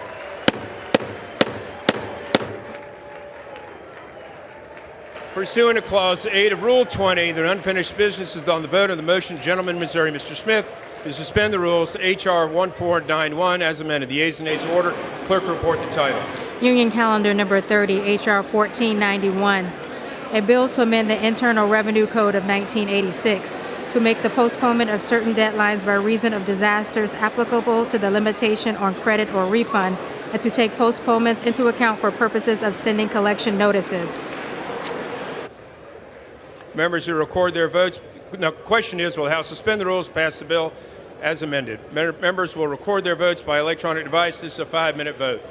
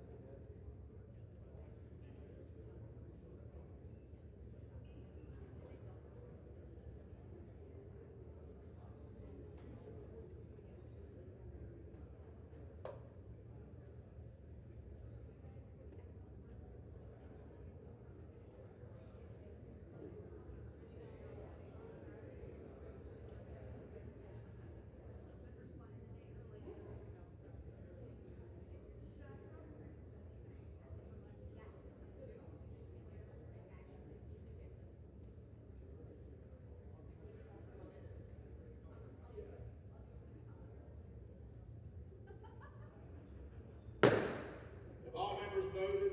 Does any member wish to change their vote?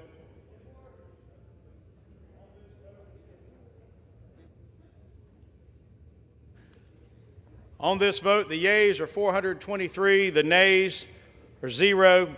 2/3 being in the affirmative, the rules are suspended. The bill is passed, and without objection, the motion to reconsider is laid on the table.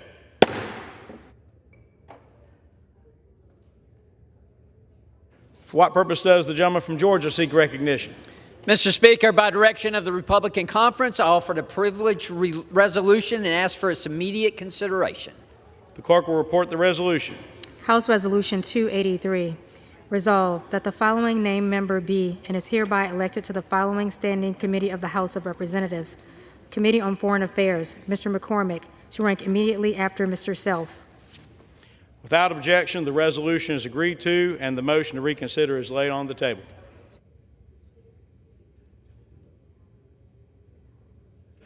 The chair lays before the House an enrolled resolution. Clerk will read. House Joint Resolution 25, providing for congressional disapproval under Chapter 8 of Title 5 United States Code of the rules submitted by the Internal Revenue Service relating to gross proceeds reporting by brokers that regularly provide services effectuating digital asset sales. The chair will now entertain requests for 1-minute speeches. For what purpose does the gentleman from Georgia seek recognition? Ask unanimous consent to address the House for 1 minute to revise and extend my remarks. Without objection, the gentleman is recognized for 1 minute. Mr. Speaker, I rise today to honor the life and the legacy of Lieutenant Malcolm A. Champagne, a World War II veteran and Purple Heart recipient who passed away in December. As a true patriot, he told his parents on December 17, 1942, "The country is in trouble. I need to go," and commissioned into the Army Air Forces.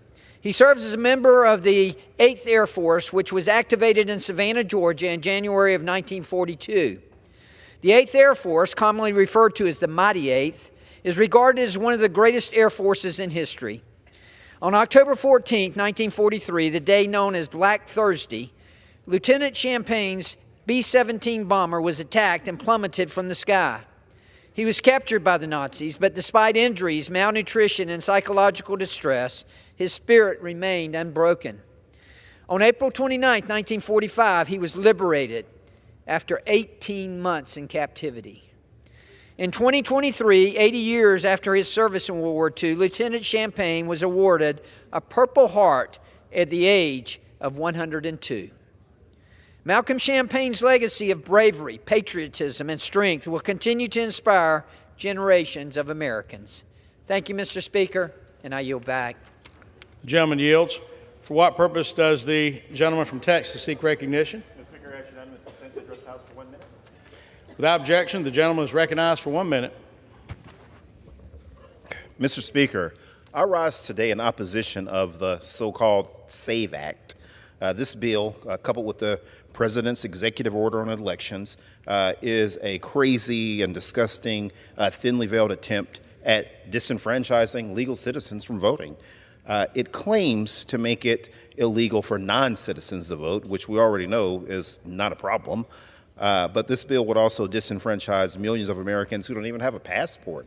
Millions of Americans do not have a passport. It also hurts people that were born in rural America, people that were born during a time where births were recorded in family Bibles. This would just really be devastating. It would also hurt women whose legal name does not match their birth name. It would end automatic voter registration by mail, and other reforms many states have adopted, overriding federalism and state control over elections. This bill is part of a long-term effort by Republicans to literally make it harder to vote. And so I urge my colleagues, when this bill comes up, to vote no, because it would be a disaster for America and a disaster for democracy.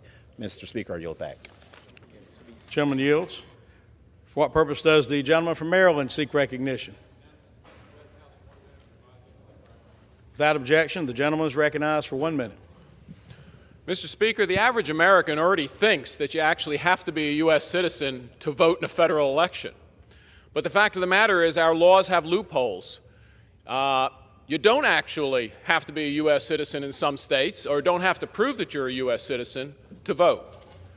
Now, you know, the straw man is presented that, well, you know, if you get married, you change your name. Well, I suggest that anyone who feels that, just read the bill.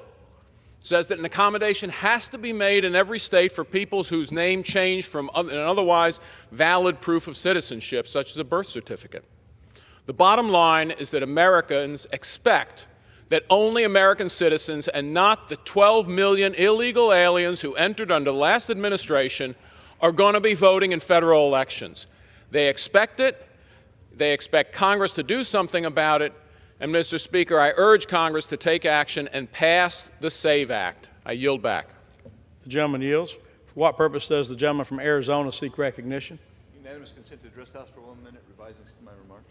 Without objection, the gentleman is recognized for 1 minute. Thank you, Mr. Chairman. Let me tell you something. In Arizona, we have two kinds of ballots. We're the only state. We're really unique this way, and it's a result of a federal case. You have state ballots which require you prove citizenship to vote on, but not so on federal ballots. That means for members of Congress, U.S. Senate, and for the President of the United States, you do not have to show citizenship. You don't have to show identification. The SAVE Act is required if we're going to have election integrity. I encourage my colleagues to vote for that. It'll make the federal law in Arizona correspond to the state law. That will help Arizona's election integrity. And I conclude my remarks and yield back. The gentleman yields. For what purpose does the gentlelady from Ohio seek recognition? Without objection, the gentlelady is recognized for 1 minute.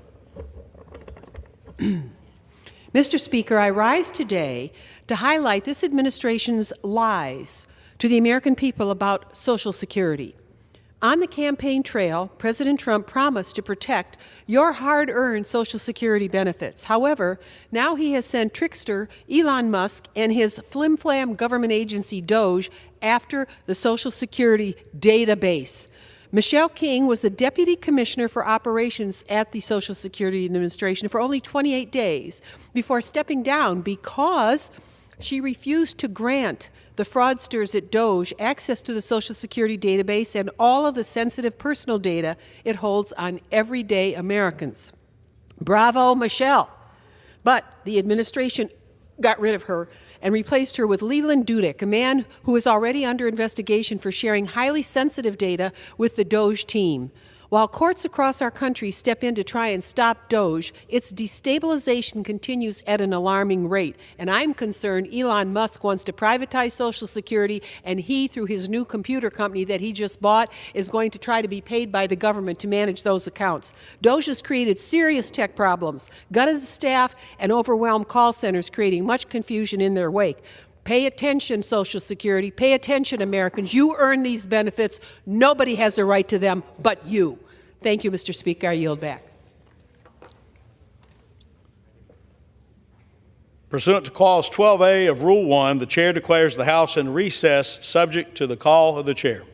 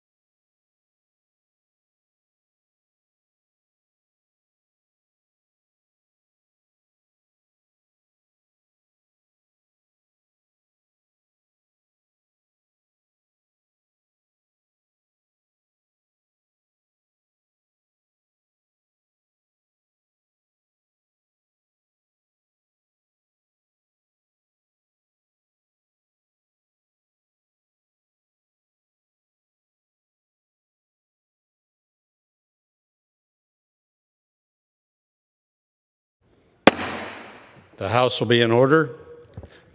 The chair lays before the House a communication. The Speaker's Rooms, Washington, D.C., April 1st, 2025. I hereby designate the period from Tuesday, April 1st, 2025 through Sunday, April 6, 2025 as a district work period under Clause 13 of Rule 1. Signed, Mike Johnson, Speaker of the House of Representatives. Pursuant to Clause 13 of Rule 1, the House stands adjourned until 6 p.m. tomorrow.